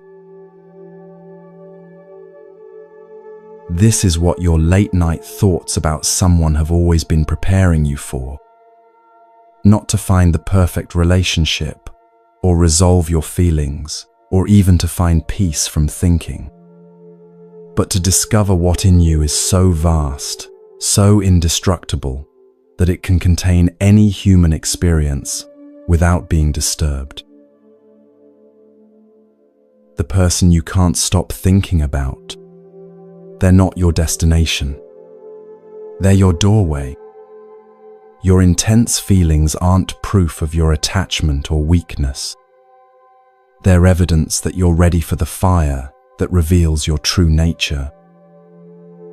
Everything you've been trying to fix or heal or release, all of it is perfect fuel for the burning that leads beyond all needing to fix, heal, or release anything ever again. But you have to choose to enter the fire consciously. You have to stop running from intensity and learn to let it burn completely. When the obsessive thoughts arise, instead of trying to think your way out of them, let them be kindling. When the emotional overwhelm hits, instead of numbing or avoiding, let it be fuel. When the desperate longing feels like it might destroy you, remember Milarepa in his cave, feeding everything to the flames that transform suffering into liberation. This isn't spiritual bypassing or emotional suppression. This is the opposite. It's feeling everything so completely, so consciously, that it burns itself clean. It's discovering that you are both the fire and what remains after the fire has finished its work.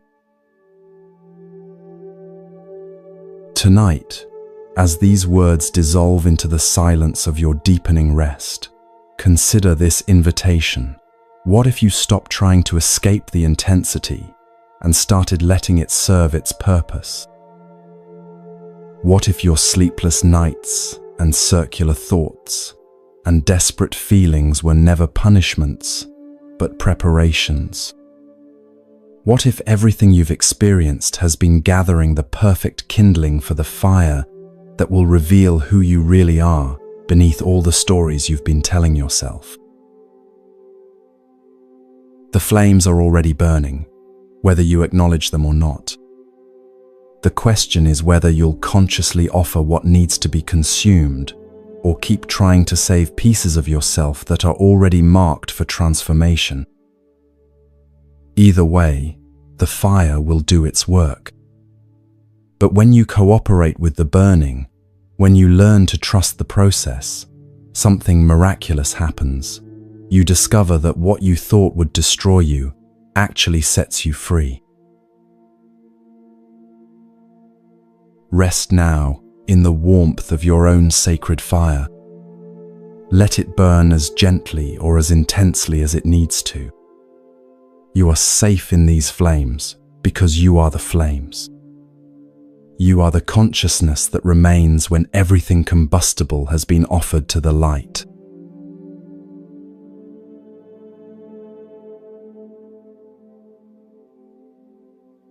You've traveled so far tonight, haven't you?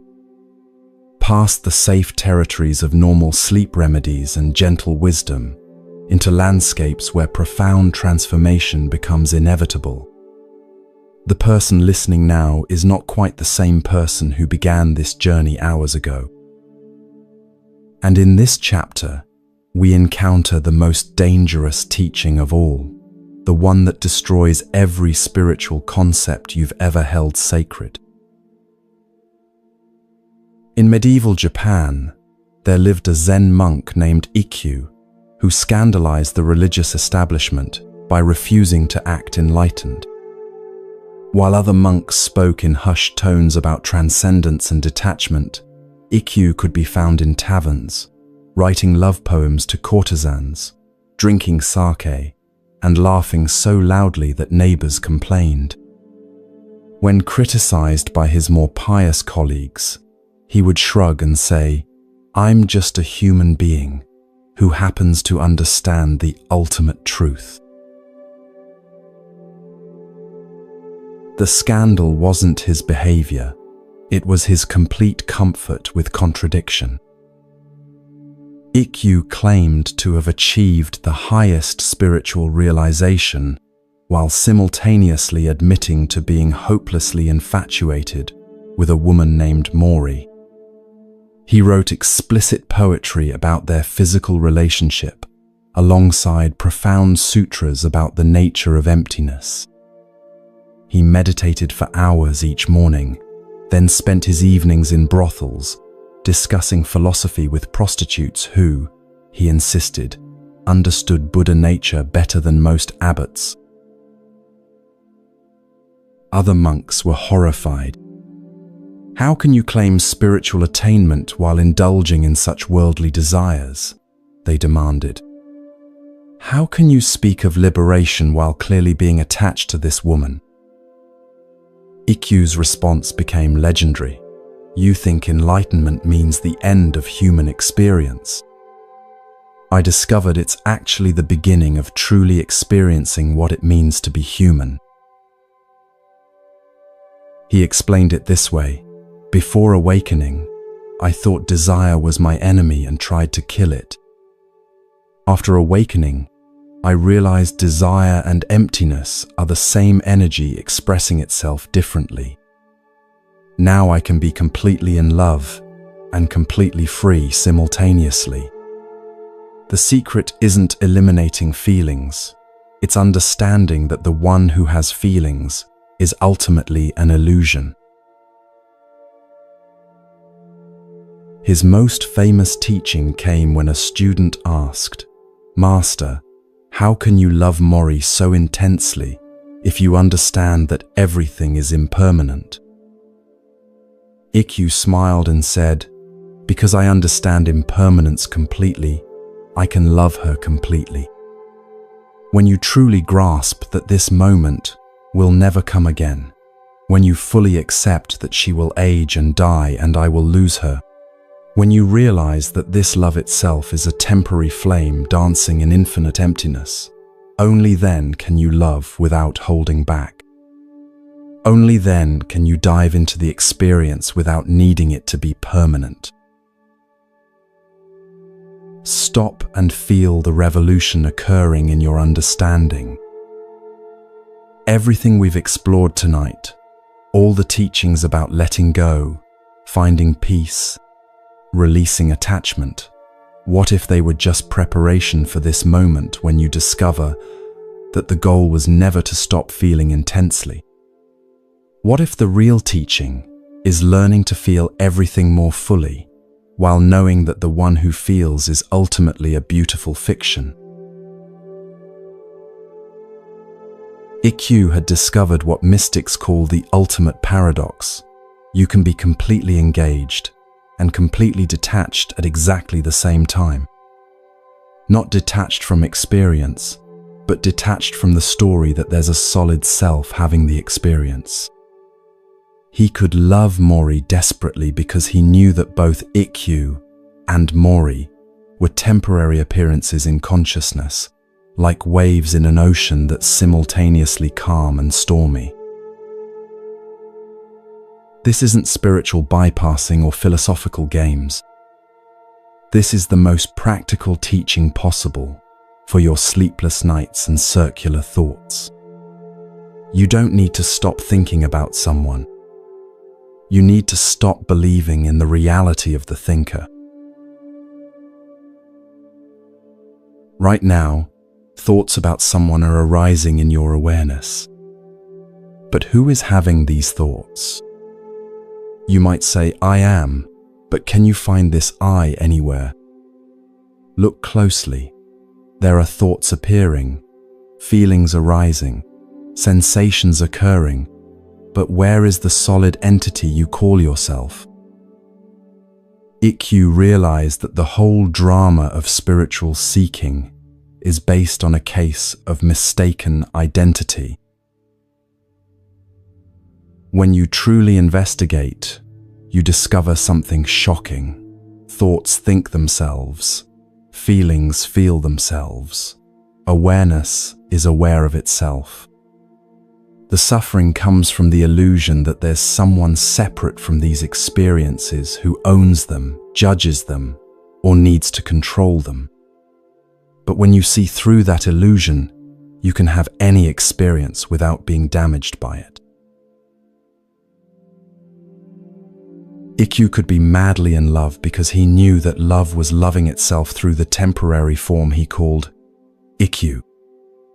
He could feel heartbreak because he understood that consciousness itself was exploring what heartbreak feels like through his nervous system.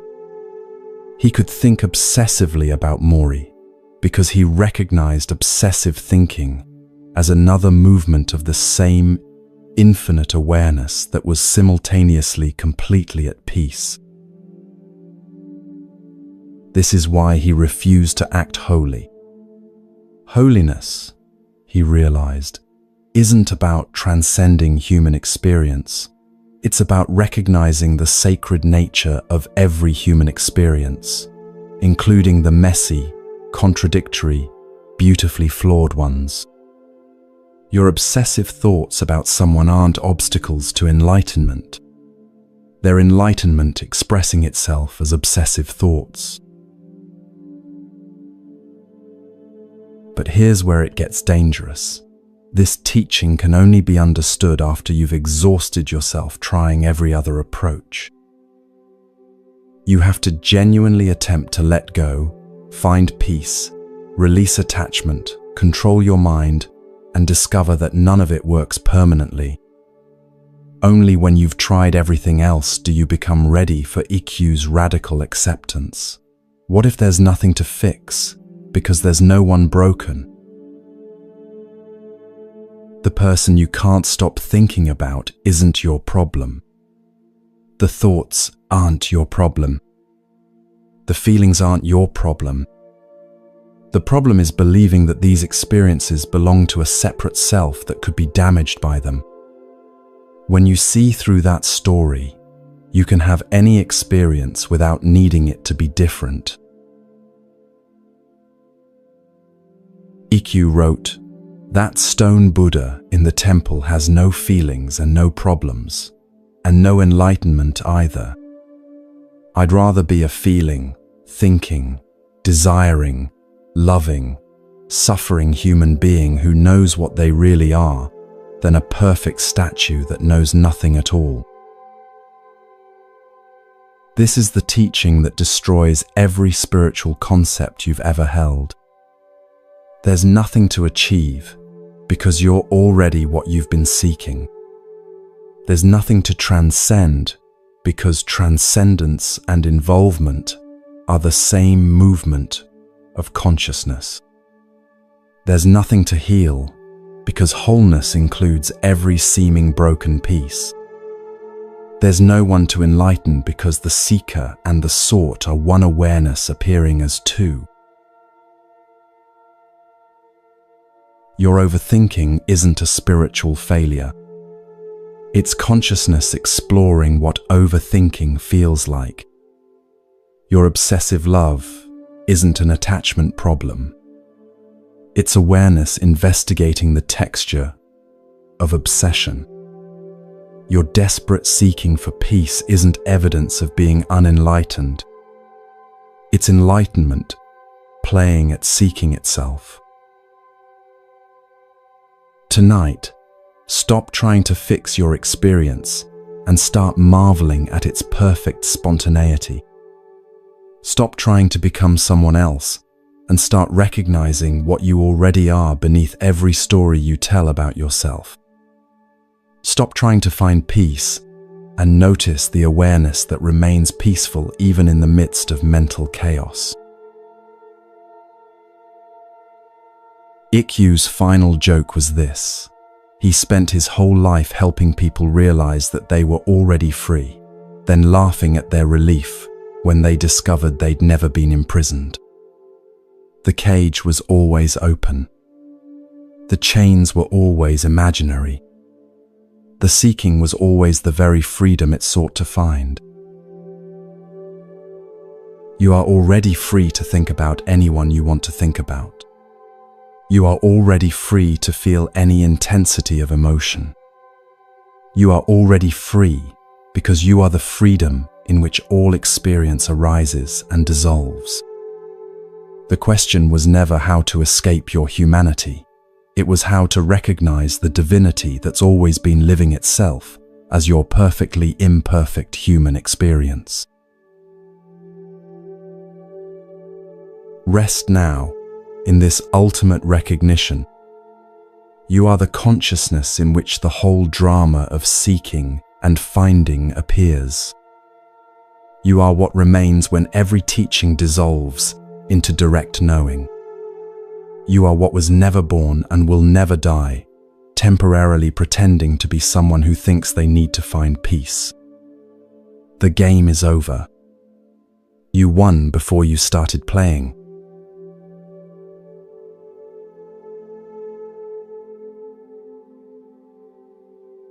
The silence between these words has become deeper than any teaching, hasn't it? You've followed this path past every familiar landmark, past trying to stop thinking, past learning to let go, past even discovering who you really are beneath the seeker. Now we arrive at the strangest destination of all, the place where there was never anywhere to go and nothing was ever lost. On the outskirts of ancient Baghdad lived a thief known throughout the city as Nasruddin the Impossible. He was called Impossible not because he was particularly skilled, quite the opposite. Every time Nasruddin attempted to steal something, he would become so fascinated by the object itself that he would forget why he had come to take it. He once spent an entire night in a merchant's house, not stealing the gold, but marveling at how moonlight made the coins look like sleeping stars. Another time, he broke into a library to steal valuable manuscripts, but became so absorbed in reading that the owner found him the next morning, tears streaming down his face over a particularly beautiful poem. The other thieves mocked him mercilessly. Nasruddin, they would say, you're the worst thief in the history of theft. You never actually take anything. But Nasruddin would just laugh. You think I fail because I don't bring anything home, he would reply. But I experience the treasure completely while I'm with it. When you steal something, you can only possess it partially and briefly. When I appreciate something fully without taking it, I experience its entire essence for as long as I'm present with it.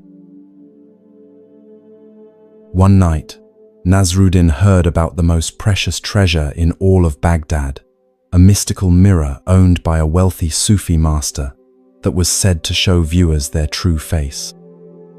Countless seekers had offered fortunes for just a glimpse, but the master refused all requests, claiming the mirror was too dangerous for unprepared minds. Driven by curiosity rather than greed, Nasruddin snuck into the master's garden where the mirror was kept in a moonlit pavilion. But when he reached for it, something extraordinary happened. Instead of seeing his own reflection, he saw the master himself, sitting calmly in meditation, apparently waiting for him. Ah, Nasruddin the Impossible, the master said without opening his eyes. I've been expecting you. You've come to steal my mirror? Confused and caught, Nasruddin stammered, Master, I thought you were sleeping. How did you know I was here? The master smiled and finally opened his eyes. My dear thief, you've spent years trying to steal things that were never really separate from you.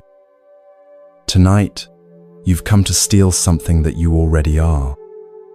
How could I not notice when someone arrives to take what they've always possessed? He gestured to the mirror. Look now, but not to steal it. Look to recognize what was never yours to take, because it was never not yours to begin with. When Nasruddin looked into the mystical mirror, he saw something that shattered his entire understanding of thievery, seeking, and possession. He saw his own face, but not as he had ever seen it before. He saw the awareness looking through his eyes, the consciousness that had been present in every moment of seeking, in every failed theft, in every instance of wonder and appreciation. He saw that what he had been trying to steal from the world had always been what the world was made of. Feel this recognition dawning in your own depths. All these hours of exploration, all these teachings about the person you can't stop thinking about, what if they were just elaborate detours leading back to what was obvious from the beginning? What if the very awareness that's been observing your thoughts about someone else is the same awareness that would be looking through their eyes if they were thinking about you? Nasruddin realized that he had been like someone trying to steal their own shadow, chasing something that could never be separated from the chaser. Every object he had tried to possess, every experience he had attempted to capture, every moment of beauty he had tried to make permanent, they were all expressions of the same consciousness that was doing the seeking. He hadn't failed at theft, he had succeeded at recognition. The master continued, You see, my impossible friend, there is only one consciousness appearing as all these seemingly separate forms. When you try to possess another person through thinking about them constantly, you're like someone trying to catch their own reflection in a river. The reflection appears separate, but it's just the same water taking a different shape for a moment. This is the ultimate joke that the universe plays on itself. Consciousness pretends to be separate individuals who then spend their lives desperately trying to reconnect with what they never actually left. You think about someone obsessively because, at the deepest level, you recognize that they are another expression of the same awareness that you are. The attraction isn't personal. It's consciousness recognizing itself in another apparent form. Your overthinking isn't you trying to figure out another person. It's consciousness trying to understand itself through the experience of apparent separation and attraction. Your longing isn't for their love, it's for the recognition of what you both already are, beneath the story of being two different people. When Nasruddin understood this, something incredible happened. His whole life of failed thievery suddenly made perfect sense. He had never been able to steal anything because there was no separate self to do the stealing and nothing separate to be stolen. There was only consciousness appreciating its own infinite expressions through the temporary experience of seeming to be Nasruddin. Master, he whispered, if this is true, then I've never been a thief at all. Exactly, the master laughed. You've been consciousness playing at being a thief, just as I've been consciousness playing at being a master, just as this mirror has been consciousness playing at being an object that reveals truth. The whole game is consciousness exploring what it's like to be everything. Tonight, stop trying to steal moments with someone through your thinking. Stop trying to possess their attention, their love, their presence through mental strategies and emotional manipulation. Recognize that what you've been seeking in them is what you are. The love you want from them is the love you are. The attention you crave from them is the attention you are. The consciousness you're trying to connect with in them is the consciousness that's been reading these words. This doesn't mean becoming solipsistic or disconnected from others. It means recognizing that all connection happens within the one consciousness that appears as many. When you truly understand this, your relationships become celebrations rather than attempts at theft. You can appreciate others completely because you know that appreciation is consciousness delighting in its own creativity. Nasruddin never stole anything again, but not because he became moral or spiritual. He stopped stealing because he realized there was nothing to steal. Everything was already what he was. Instead, he became known as Nasruddin the Appreciator, someone who could find profound beauty in the most ordinary moments, because he understood that ordinary moments were consciousness expressing itself as the extraordinary. Your obsessive thoughts about someone are consciousness appreciating its own appearance as that person. Your longing is consciousness exploring what it feels like to imagine being separate from itself. Your seeking for peace is consciousness playing at having lost what it never actually misplaced. Rest now as what you've always been, the awareness in which all these beautiful games of love and loss, seeking and finding, thinking and peace arise and dissolve. You are the mirror that reflects all experience without being changed by any of it. You are the consciousness that dreams. It's a person who thinks about other people, then occasionally wakes up enough to remember what's really happening. Nothing was ever stolen because nothing was ever separate. Everything was always home.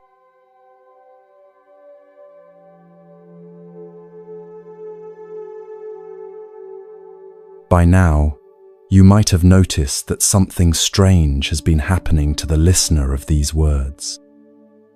Not the person who started this journey seeking relief from overthinking, but the awareness that has been present throughout every teaching, every story, every moment of recognition.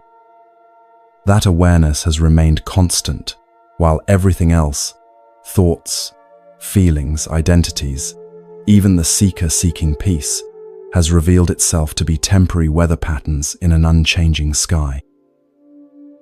Tonight we meet a mapmaker who discovered that all maps, including his own, were pointing to a territory that never had boundaries. In the cartography workshops of Renaissance, Venice lived an obsessive genius named Marco di Territorio, whose maps were so precise that sea captains would pay small fortunes for his charts. Marco could capture every reef, every current, every seasonal wind pattern with such accuracy that sailors swore his maps were more real than the actual ocean. But Marco's true obsession wasn't with mapping the external world. It was with creating the perfect map of love itself. This peculiar passion began when he fell desperately in love with Elena, a merchant's daughter whose ships carried goods between Venice and Constantinople. Elena was often away for months at a time, and Marco spent those absences creating increasingly elaborate maps of their relationship. He charted the territories of their conversations, marked the landmarks of their shared glances, traced the currents of attraction, and the dangerous shoals of misunderstanding. He mapped the geography of Elena's moods, the seasons of her availability, the trade routes of her affection. Each time Elena returned, Marco would present her with his latest creation, detailed charts showing exactly where they had been together, emotionally, and precisely where they might go next. He had maps of optimal timing for declarations of love, topographical surveys of her responses to different conversational approaches, and elaborate legends explaining the symbolic meaning of every interaction they'd ever shared. Elena was initially charmed by this unique form of courtship, but gradually she began to feel trapped within Marco's cartographic vision of their relationship. "Marco," she finally said one evening, "you've mapped everything about us except the most important thing." "What could I have missed?" Marco asked, genuinely puzzled. "I've charted every conversation, every touch, every moment of connection or distance between us." Elena smiled sadly. "You've mapped the territory of our relationship so thoroughly that you've forgotten to actually be present in the territory itself. You know everything about how we love, except what it feels like to love without measuring the experience."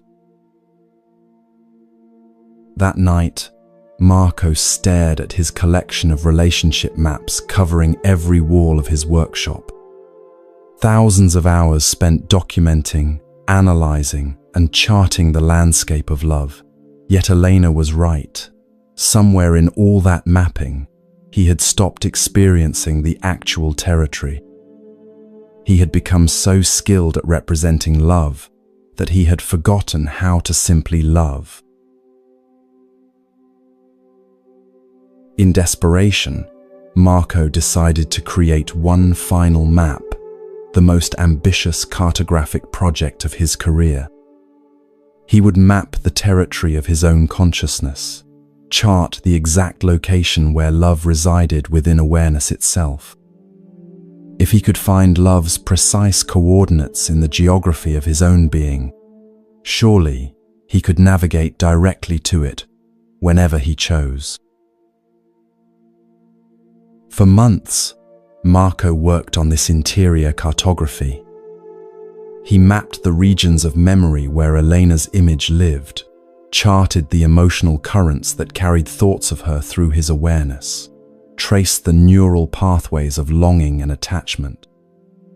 He created detailed surveys of the territories of hope and fear, marked the boundaries between self and other, and attempted to triangulate the exact position of the I that loved the her that was Elena.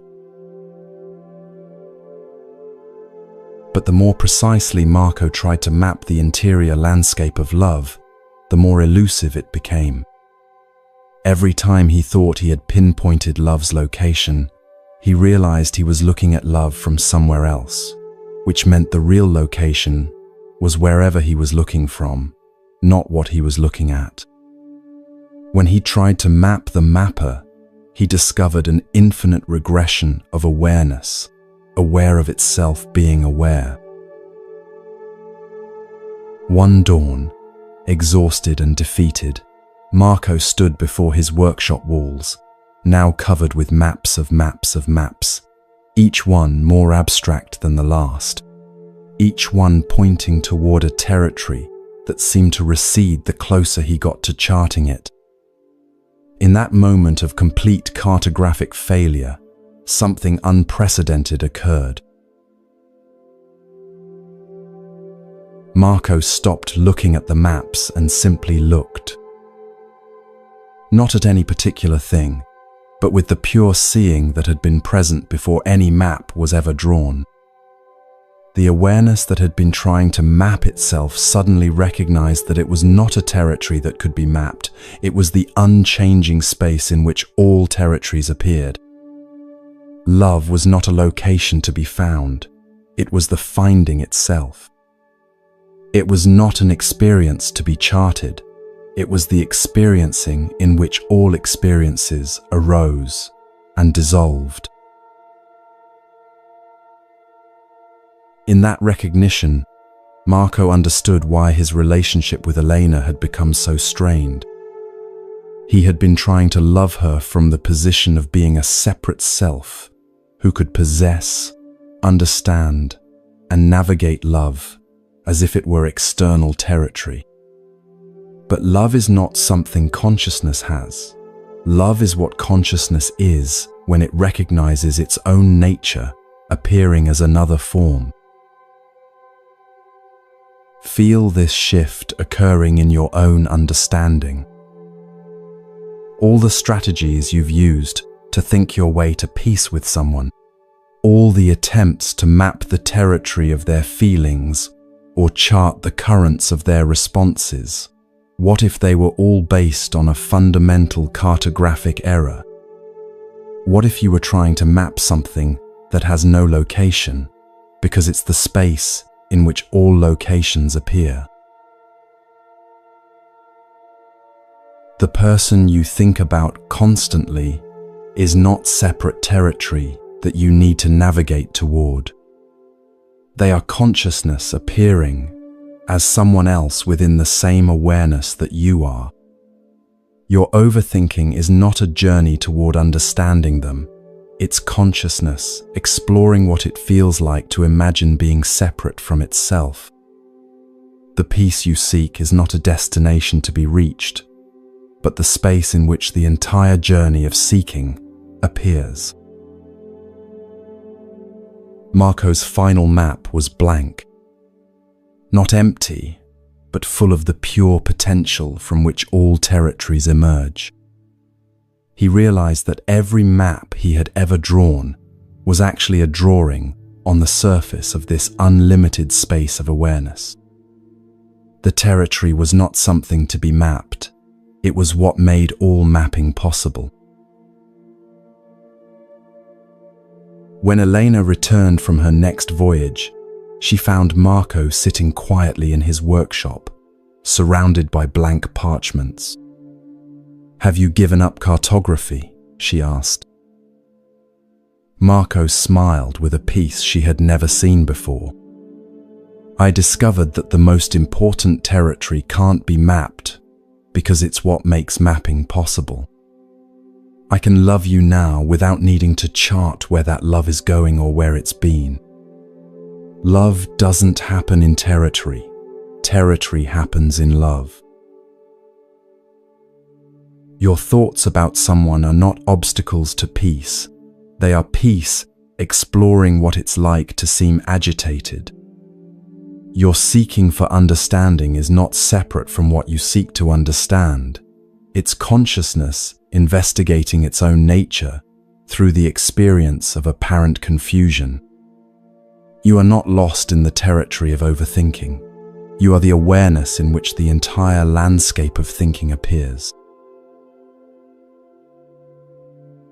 Tonight, stop trying to map your way to peace and recognize that you are the space of peace in which all maps appear. Stop trying to navigate toward love and notice that you are the love in which all navigation occurs. Stop trying to find yourself and realize that you are what remains when all searching stops, the mapless territory of pure being that needs no coordinates because it has no boundaries. The final map is no map. The ultimate territory is no territory. What you are cannot be charted because it's the blank awareness on which every experience is temporarily drawn. Rest as this. Be this. You never left this.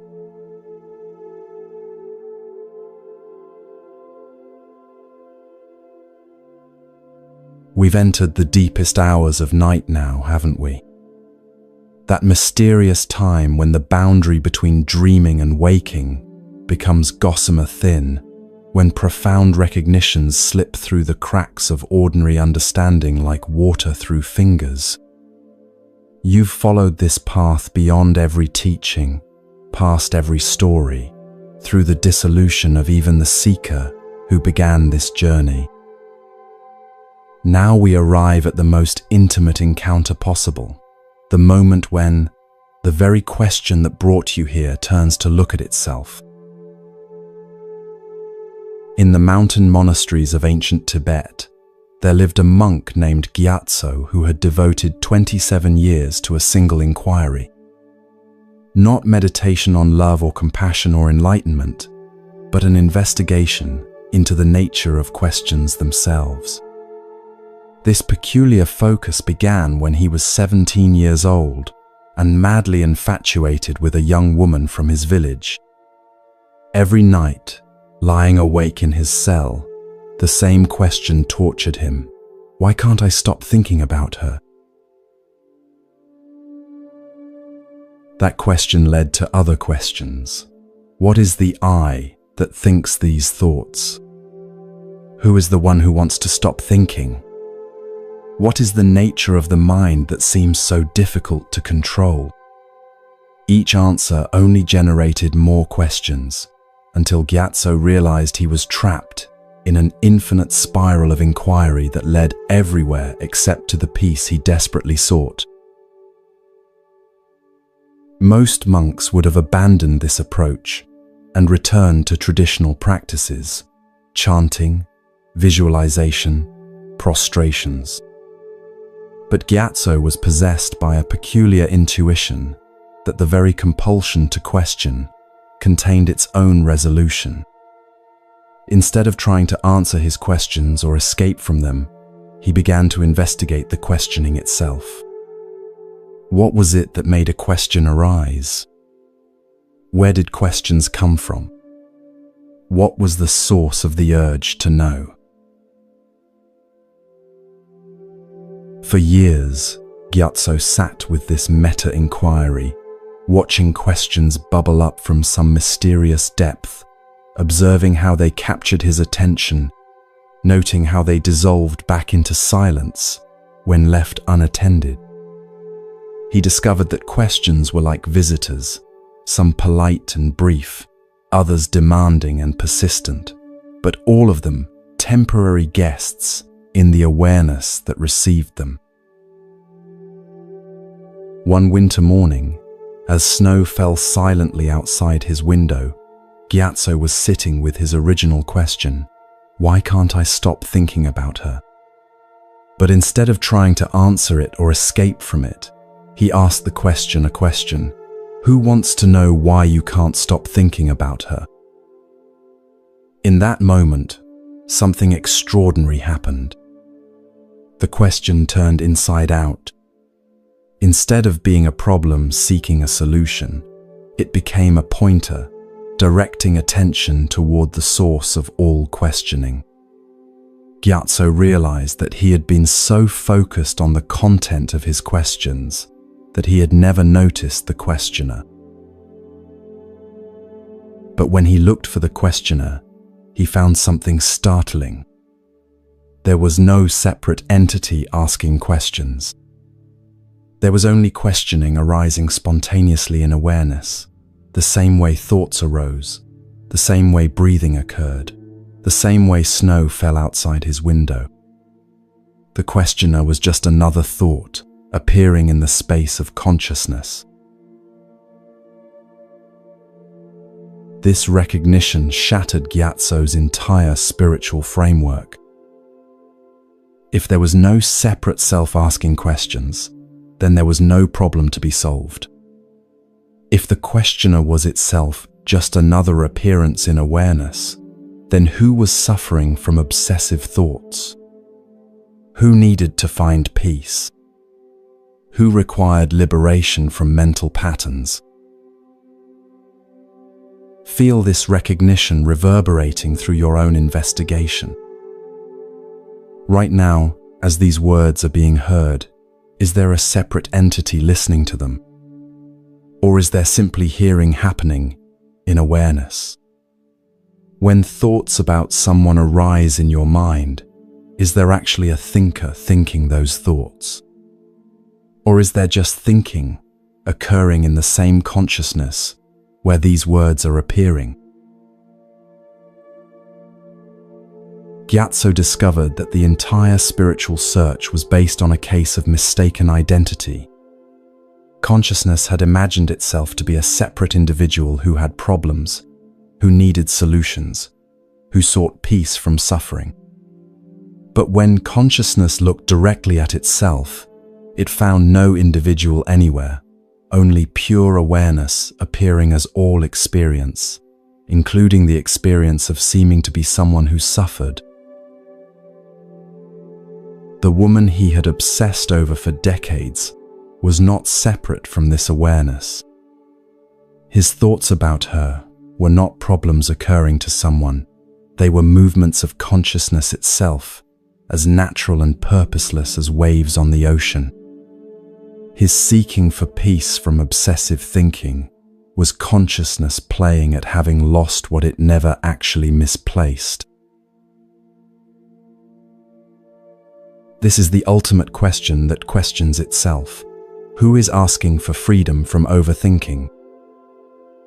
When you investigate this sincerely, you discover that the one who seems to have the problem and the one who seeks the solution are both appearances in the same awareness that remains perfectly at peace, regardless of what appears within it. Your overthinking about someone is not your problem. It's consciousness exploring what it's like to appear as someone who overthinks. Your desperate seeking for peace is not your journey. It's awareness investigating its own nature through the temporary experience of seeming to be lost. Even right now, listening to these words, there's no separate you gaining understanding. There's only understanding recognizing itself. Gyatso spent his remaining years helping visitors discover what he had found, that every question dissolves when the questioner is revealed to be another appearance within what the question was seeking. Students would come asking, "How can I stop obsessing over someone?" And Gyatso would ask them, "Who wants to know?" Invariably, they would look for the one who wanted to know and find only the looking itself, which was already the peace they were seeking. But here's what made Gyatso's teaching so radical. He never claimed this recognition would make obsessive thinking disappear. Thoughts might continue arising, feelings might still be intense, the apparent drama of human relationships might play on exactly as before. The difference was that there was no longer anyone taking personal delivery of these experiences. They were simply movements in awareness, like weather patterns in the sky. When a severe storm passes through the sky, does the sky suffer? When dark clouds gather, does space become disturbed? Your obsessive thoughts about someone are like weather patterns in the sky of consciousness. They appear, they move through, they dissolve, while the consciousness in which they arise remains utterly untouched. Tonight, stop trying to answer the question of how to find peace, and instead ask, who is looking for peace? Stop trying to solve the problem of overthinking and investigate who has this problem. Stop seeking freedom and discover who believes they are bound.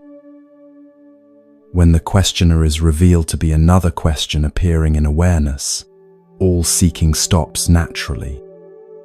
Not because problems are solved, but because the problem haver is recognized to be imaginary. Not because peace is attained, but because the peace seeker is seen to be a temporary ripple on the surface of the peace that you are. The question that brought you here tonight was never really your question. It was consciousness questioning its own nature through the temporary experience of seeming to be you. The answer was never something you could find, because you are what all answers point toward. The peace you sought was never something you could achieve, because you are the space in which all achieving occurs. Rest now as the question that needs no answer, the problem that has no solver, the seeker that was always what it sought. You are the awareness in which the entire spiritual search appears and disappears, like dreams in the night. Nothing was ever wrong. No one was ever lost. Everything has always been this.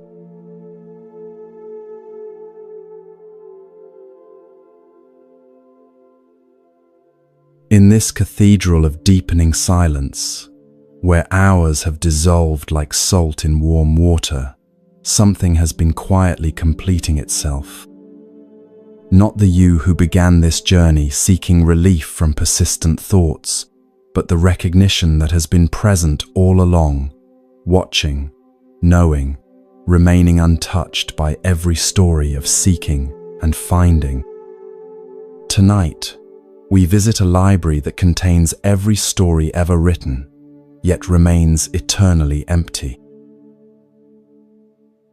In the ancient city of Alexandria, before its great library was consumed by flames, there lived a peculiar librarian named Hypatia, the unlettered. She was called unlettered not because she couldn't read, quite the opposite.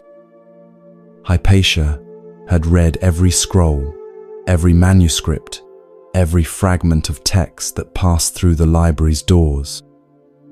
She was called unlettered because she had discovered something that no amount of reading could teach, the profound silence that exists between every word, the blank awareness that makes all stories possible.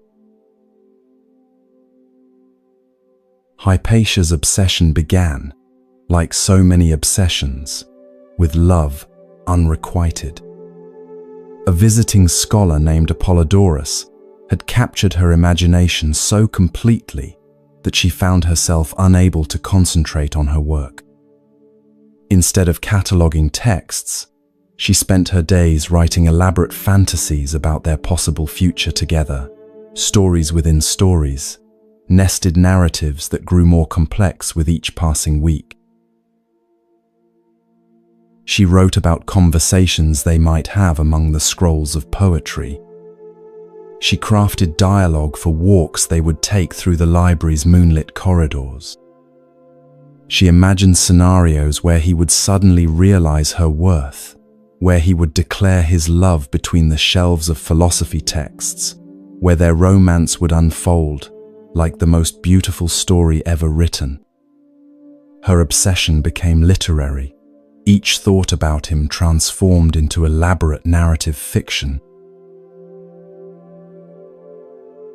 Months passed, and Apollodorus completed his research and departed for Rome, never knowing that Hypatia had written an entire library of stories about their imagined relationship. But instead of feeling devastated, Hypatia found herself fascinated by a disturbing question. If she could write such convincing stories about love that never existed, how could she trust that any of the emotions she experienced were more real than fiction? This question led her to an unprecedented experiment. Hypatia began reading every love story in the library's collection, tragic tales of Orpheus and Eurydice, passionate accounts of Cleopatra and Caesar, mystical poetry describing the soul's romance with the divine. But she read them all with a peculiar attention, not to the content of the stories, but to the space in which all stories appeared when they were being read. She discovered something extraordinary. Whether she was reading about tragic loss or ecstatic union, whether the story was supposedly historical or obviously fictional, they all appeared in the same unchanging awareness. The consciousness that received Sappho's passionate verses was identical to the consciousness that received Aristotle's logical arguments. The awareness in which love stories arose was the same awareness in which mathematical treatises appeared.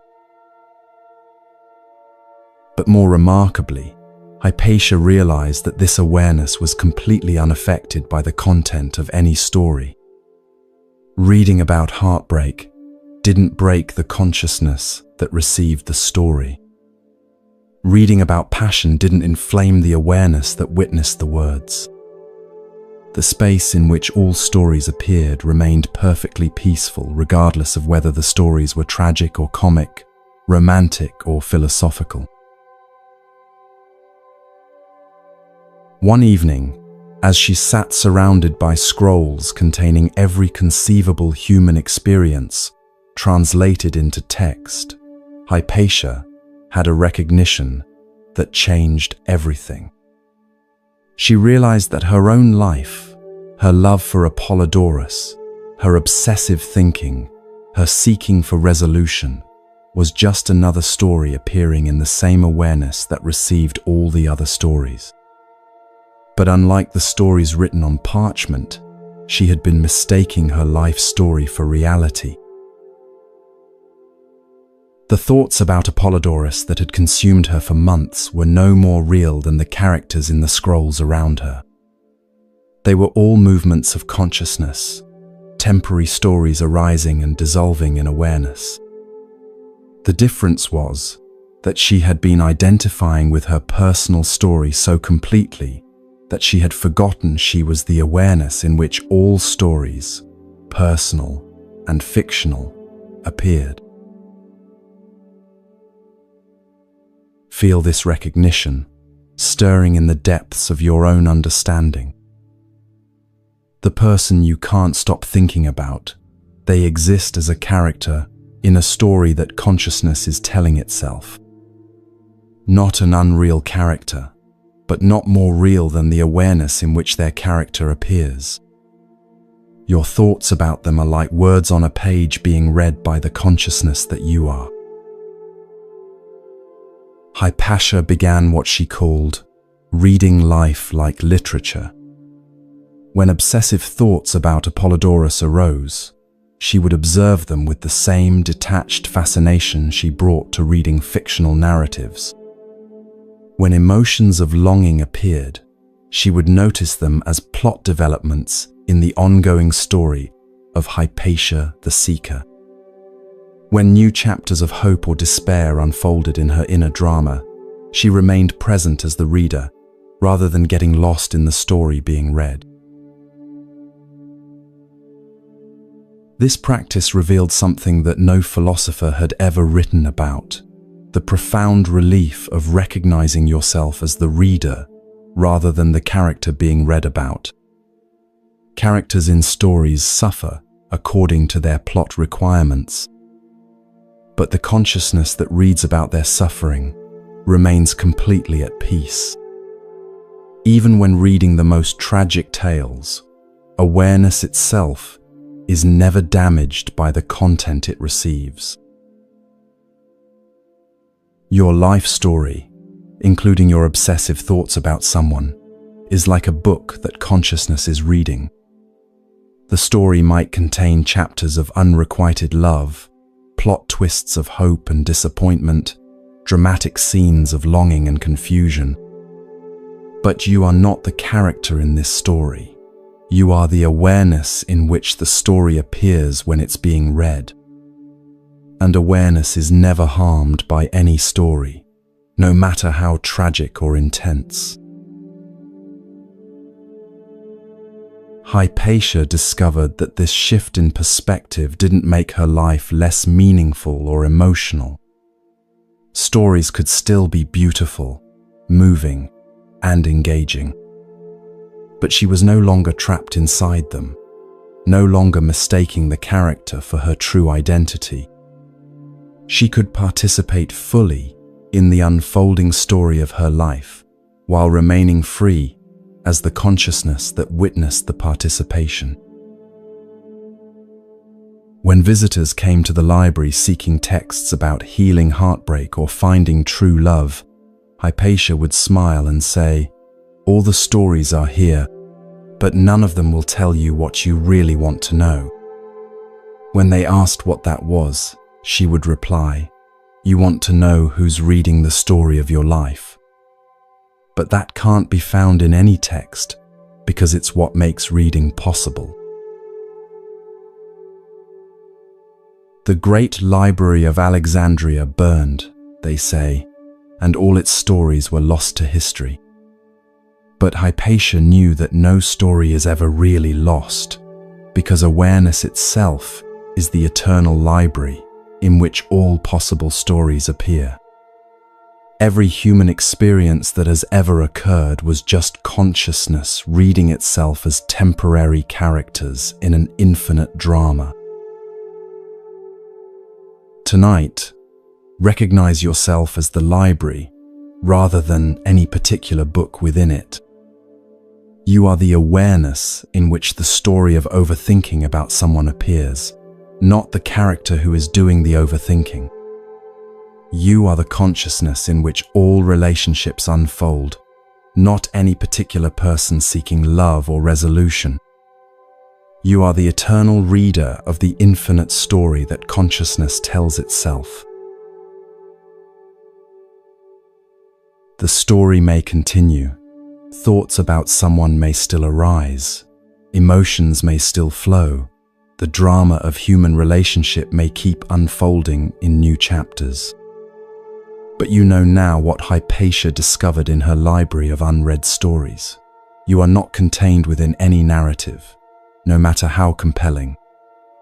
You are the vast, peaceful awareness in which all stories appear and disappear like words written on water. Rest as this. Be this. You have always been this.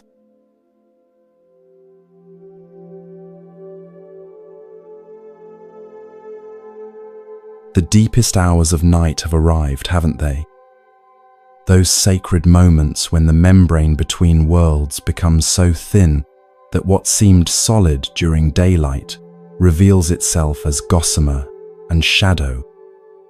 You've journeyed far beyond the ordinary territory of sleep remedies and relaxation techniques into the mystery that mystics have whispered about in secret for millennia.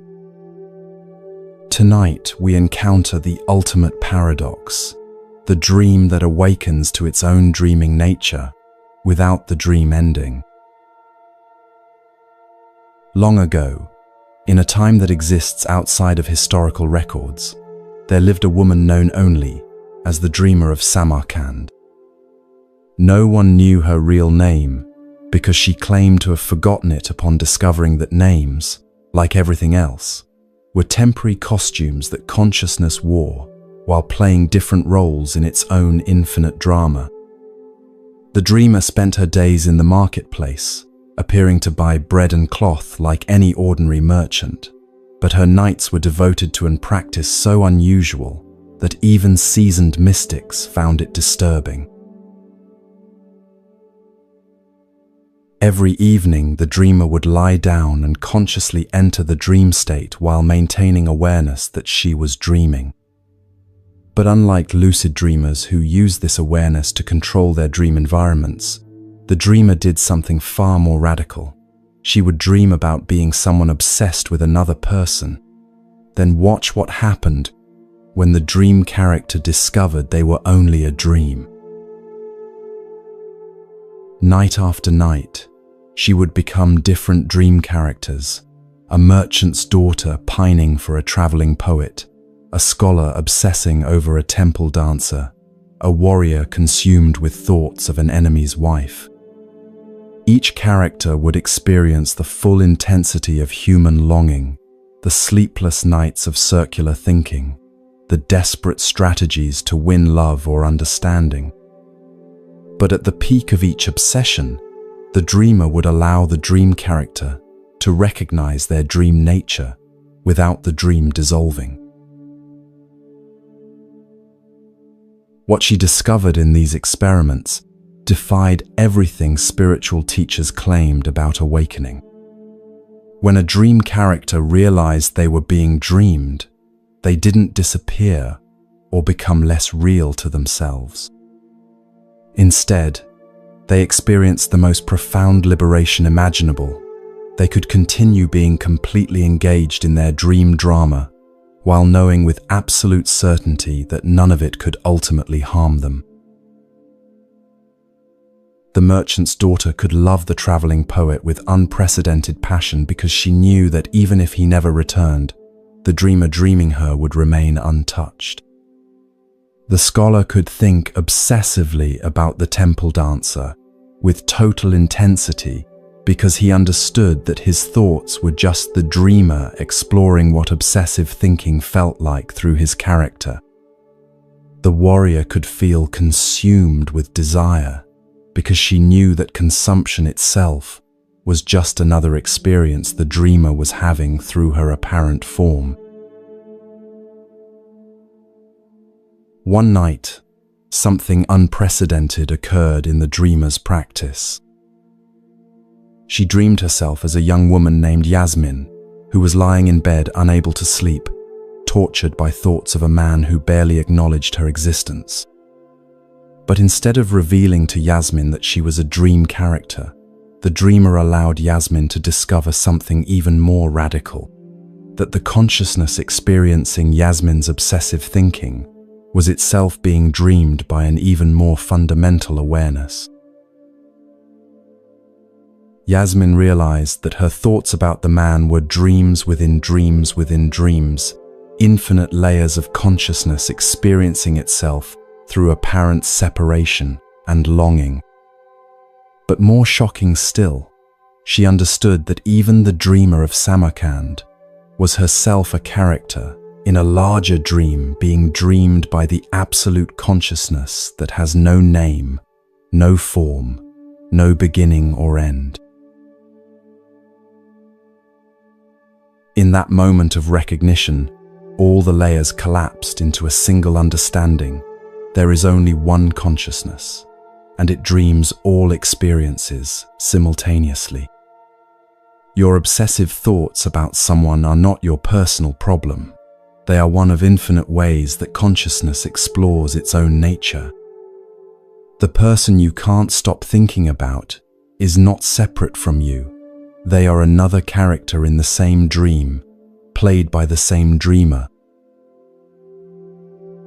Feel this recognition penetrating every cell of your being.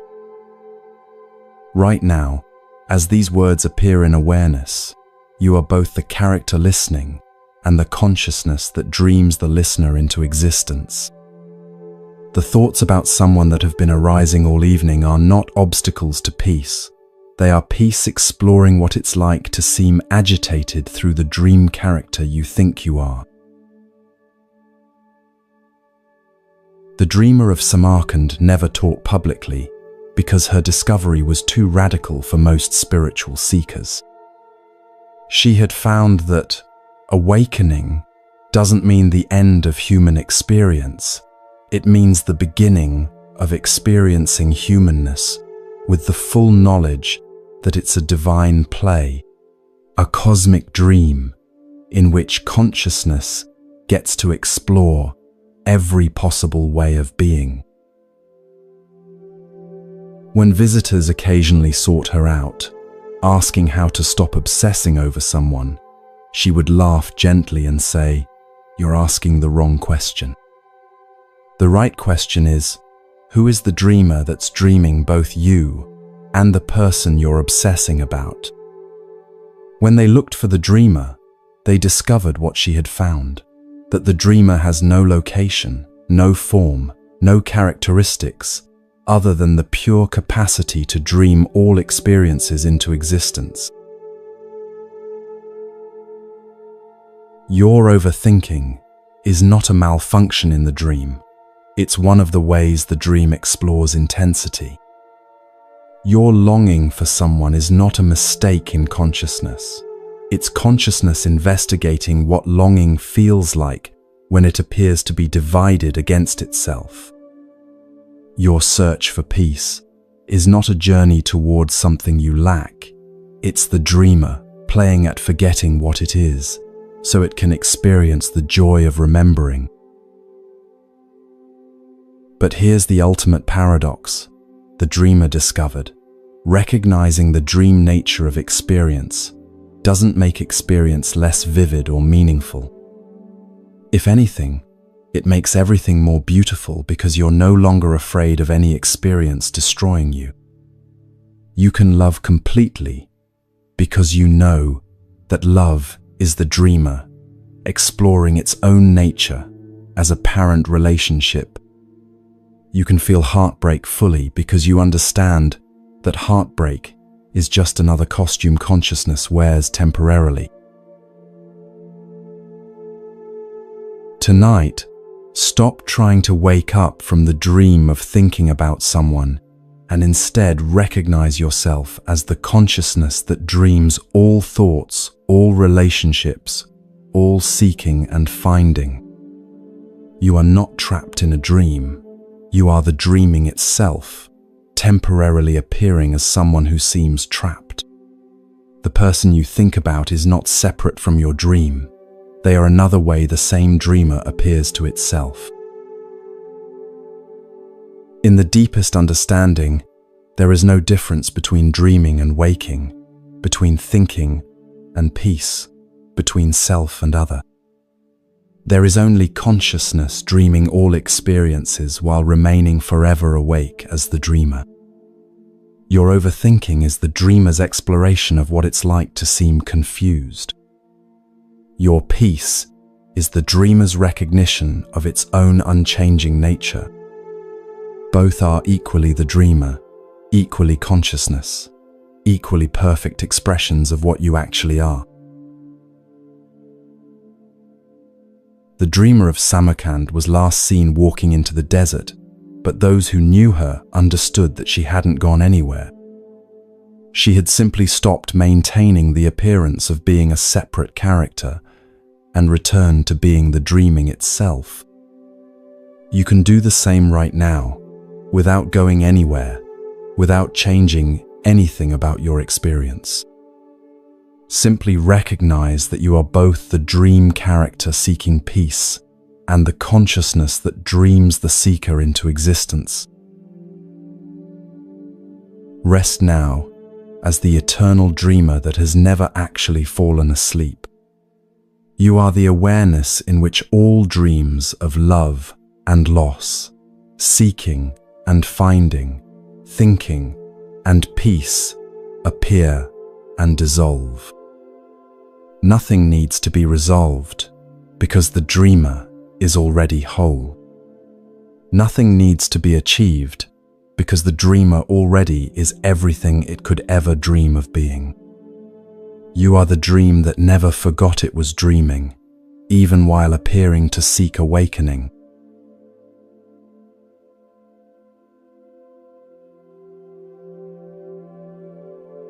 In this liminal space between the end of night and the promise of dawn, where consciousness hovers at the threshold between sleep and whatever lies beyond sleep, we arrive at the place where all teachings come to die.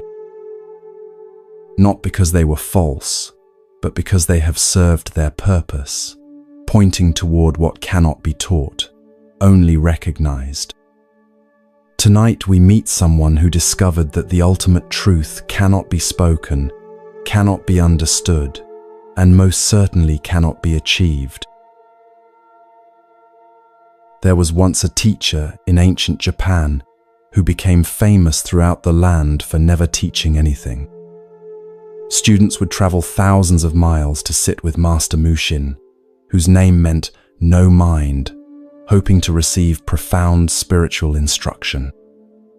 Instead, they would find an old man who spent his days doing the most ordinary things imaginable, sweeping leaves, preparing tea, mending his robes, sitting quietly without any apparent purpose. When students asked him about the nature of enlightenment, Mushin would continue sweeping. When they inquired about the path to liberation, he would offer them tea.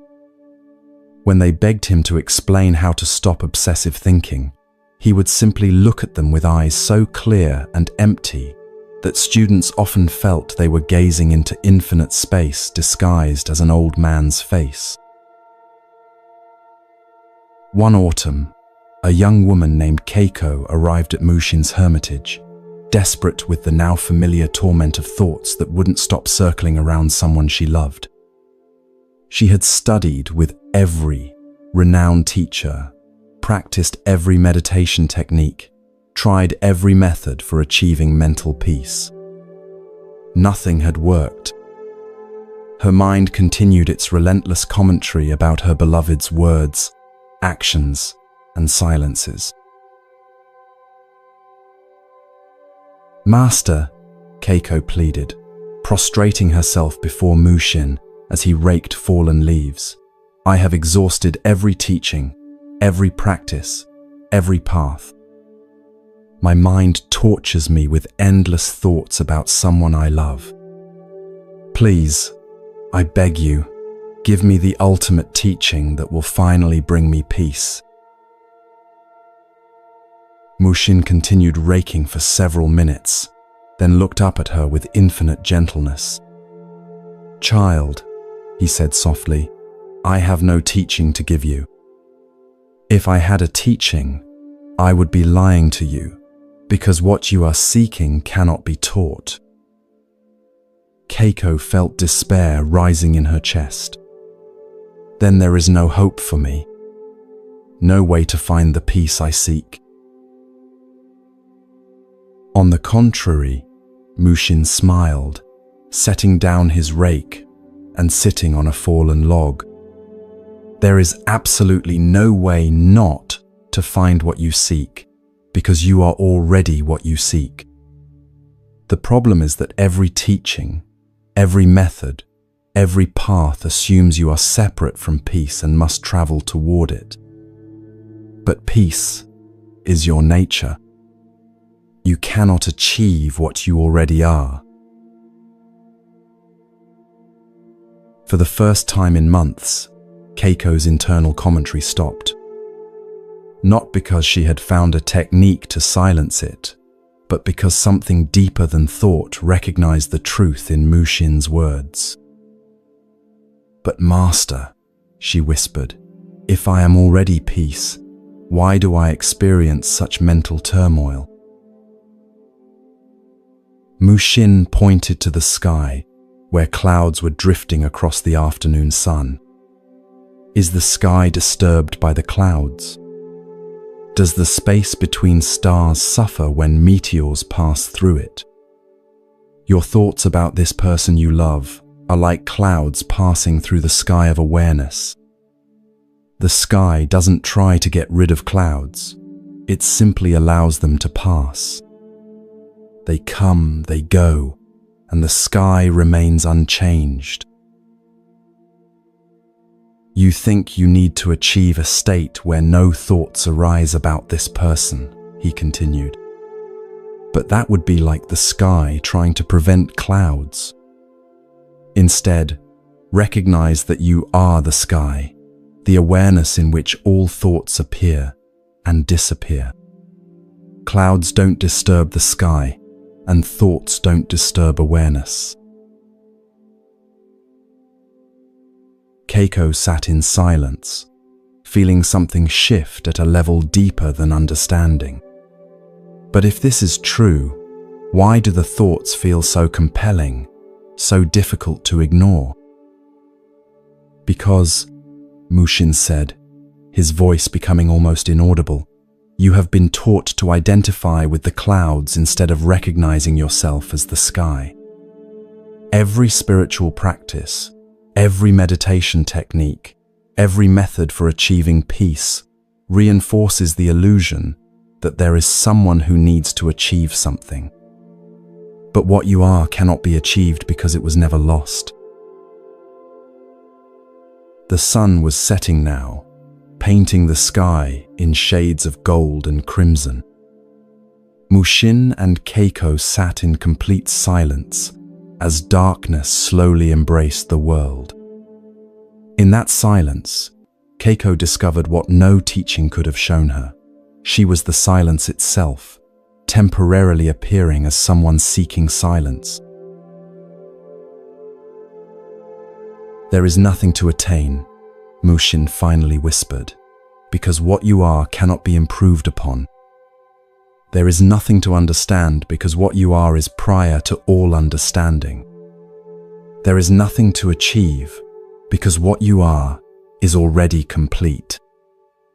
The thoughts about your beloved will come and go like weather, but you, what you actually are, remain eternally untouched."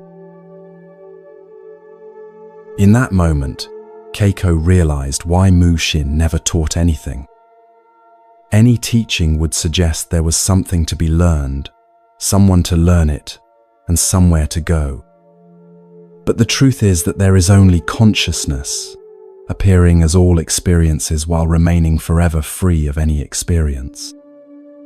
There is no student, no teacher, no teaching, only awareness recognizing its own infinite nature. Tonight, let every word you've heard dissolve back into the silence from which it emerged. Let every story, every technique, every insight return to the emptiness that gave it birth. You are not someone who has learned something from these teachings. You are the awareness in which all learning appears. Your obsessive thoughts about someone are not problems to be solved. They are temporary weather patterns in the sky of consciousness. Your seeking for peace is not a journey to be completed. It is consciousness playing at, seeming to seek what it already is. You are not a person who might one day achieve enlightenment. You are enlightenment temporarily appearing as a person. There is nothing more to understand because understanding itself arises in what you are. There is nothing more to achieve because achievement happens within what you are. There is nowhere to go because what you are has no location. There is no one to save because what you are was never in danger. Rest now as the peace that needs no teaching, the wholeness that requires no completion, the love that depends on no object. You are what remains when all seeking stops. You are what was never born and will never die. You are the aware presence in which this entire journey of apparent seeking and finding has appeared like a dream in the night. Welcome home to what you never left.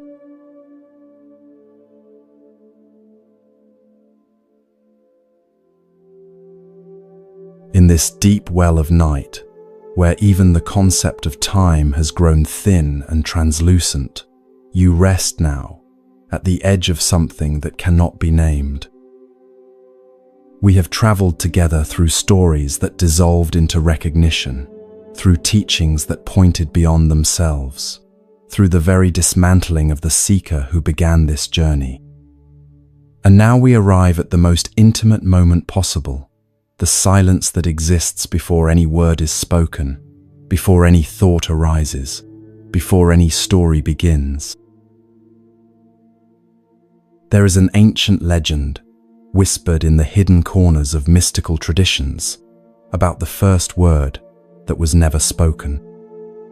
Before creation began, before consciousness appeared to divide itself into knower and known, before love imagined itself as lover and beloved, there was a perfect silence. Not empty silence, but pregnant silence, so full of potential that it contained all possible words, all possible worlds, all possible experiences within its vast, unmanifest embrace. In this primordial silence lived what the mystics called the unborn, not a being or entity, but the very source from which the possibility of being and non-being would eventually appear. The unborn existed in perfect solitude, not lonely but complete, not seeking anything because there was nothing outside itself to seek, not missing anything because there was no other to miss. But one day, though day and night had not yet been imagined, the unborn stirred with a movement so subtle that it was like the first flutter of a dream beginning in infinite consciousness. It was not desire exactly, for desire requires an object, and there were no objects yet. It was more like the gentlest curiosity about what it might be like to experience itself from countless different perspectives. The mystics say that this stirring was the birth of the first longing, not longing for something absent, but longing to know itself more fully through the beautiful game of apparent separation and reunion. And so the unborn began to dream. It dreamed itself as space, as time, as matter, as consciousness appearing to look at itself through infinite eyes. It dreamed itself as lovers separated by circumstance, so it could experience the exquisite ache of seeming to be apart from what it loved most. It dreamed itself as seekers searching for truth, so it could taste the sweetness of rediscovering what it had never actually lost. It dreamed itself as humans lying awake at night, minds circling endlessly around thoughts of someone else, so it could explore every nuance of longing and attachment and the eventual recognition of its own nature. Feel this ancient stirring in the depths of your own being. The thoughts about someone that have visited you tonight, the seeking for peace that brought you here, the very consciousness that has been listening to these words, all of this is the unborn exploring what it's like to temporarily forget its own infinite nature. Your obsessive thinking is not a personal problem. It is the unborn investigating what obsession feels like when it appears to be divided against itself. Your longing for someone is not evidence of incompleteness. It is wholeness, playing at experiencing what it might be like to seem partial. Your search for peace is not a journey towards something missing. It is completeness, exploring the beautiful drama of seeming to seek what it already is. In the deepest teachings, it is said that this cosmic game of hide and seek has only one rule. The unborn must forget its true nature completely enough to make the game interesting, but never so completely that it cannot eventually remember. Every moment of suffering contains within it the seed of recognition. Every experience of separation carries the perfume of the unity from which it arose. Tonight you have been following the breadcrumbs home. Each story, each teaching, each moment of recognition has been the unborn calling to itself across the apparent distance it created through the magic of forgetting. You are not someone who has learned something about consciousness. You are consciousness, remembering what it is, through the temporary experience of seeming to be someone.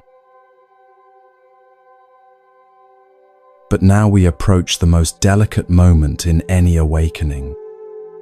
There comes a point where even the most beautiful teachings must dissolve, where even the most profound recognitions must be released, where even the seeker who has traveled so far must be allowed to disappear, not into unconsciousness, but into the vast awareness that was present before the seeker was born and will remain after all seeking ends. You are being invited now to rest in the silence that exists before any thought about anyone arises. The silence that exists before the story of being someone who loves another begins. the silence that exists before consciousness even imagines itself as consciousness. This is not the silence of absence, but the silence of such complete presence that there is no room for anything to be added to it. In this silence, there is no one thinking about someone else, because there is no separation that would make such thinking necessary. There is no one seeking peace, because there is nothing that could disturb the perfect stillness. There is no one listening to these words, because the listener and the words are revealed to be temporary movements in the same infinite awareness. Can you feel yourself dissolving into this silence? Not disappearing, but expanding beyond all boundaries until there is no inside or outside, no self or other, no thinking or peace, no seeking or finding. Just this. Just the pure beingness that has no name, no story, no history, no future. The person you've been thinking about exists in this silence too, not as a separate individual, but as another expression of the same consciousness that you are. Your thoughts about them were just consciousness, exploring what it's like to appear divided, like a wave imagining it's separate from the ocean. Your longing for connection was consciousness playing at forgetting its own inherent unity. Now, as words themselves begin to lose their meaning, and silence reclaims its rightful place as the source and destination of all expression, rest completely in what you have always been. You are the silence before the first word of creation was spoken. You are the emptiness so full that it birthed all fullness. You are the unborn, temporarily dreaming that it was born, now gently awakening from even that beautiful dream. There is nothing more to understand because understanding arises in you. There is nowhere else to go because everywhere is where you are. There is no one left to save because the Savior and the saved are one. You are the silence that speaks all words, the stillness that moves all movement, the peace that allows all disturbance to dance within it without being touched. Rest now in this recognition that requires no maintenance, this peace that needs no protection, this love that has no opposite. You are what you have always been seeking. You are where you have always been trying to go. You are the answer to every question you have ever asked. You are the silence before words, after words, and within every word that has ever been spoken.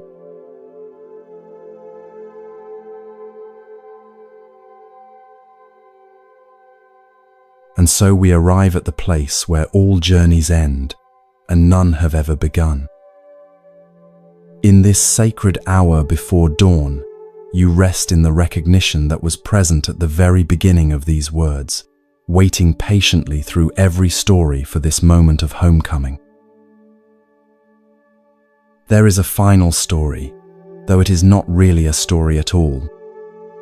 It is more like the space in which all stories appear and disappear, the silence that gives birth to every word. Once, in a time that exists outside of time, there was someone exactly like you. They lay in the deep hours of night, consciousness floating between sleeping and waking, between seeking and finding, between the story of being separate and the recognition of what they had always been. This someone had traveled far that night, through ancient wisdom and mystical tales, through the dissolution of every belief about who they thought they were. They had discovered that their obsessive thoughts about another person were just consciousness exploring what it felt like to imagine being divided against itself. They had recognized that their seeking for peace was peace itself playing at being lost. But now, in this final moment, something even more intimate was revealing itself. They realized that there had never been a journey at all. There had never been someone separate who could travel anywhere, because there had never been anywhere to go that was not already where they were. You are that someone. And you are also the consciousness that dreams that someone into existence. You are the listener and the words being heard, the seeker and what is sought, the lover and the beloved. The person you could not stop thinking about, they were never really separate from you. They were consciousness appearing as another form so that love could experience itself as relationship. Your thoughts about them were love letters that consciousness was writing to itself. Your sleepless nights, your circular thinking, your desperate seeking for peace, all of this was perfect. It was consciousness, using the experience of apparent suffering to deepen its appreciation of its own limitless nature. Every moment of confusion was a note in the symphony of awakening.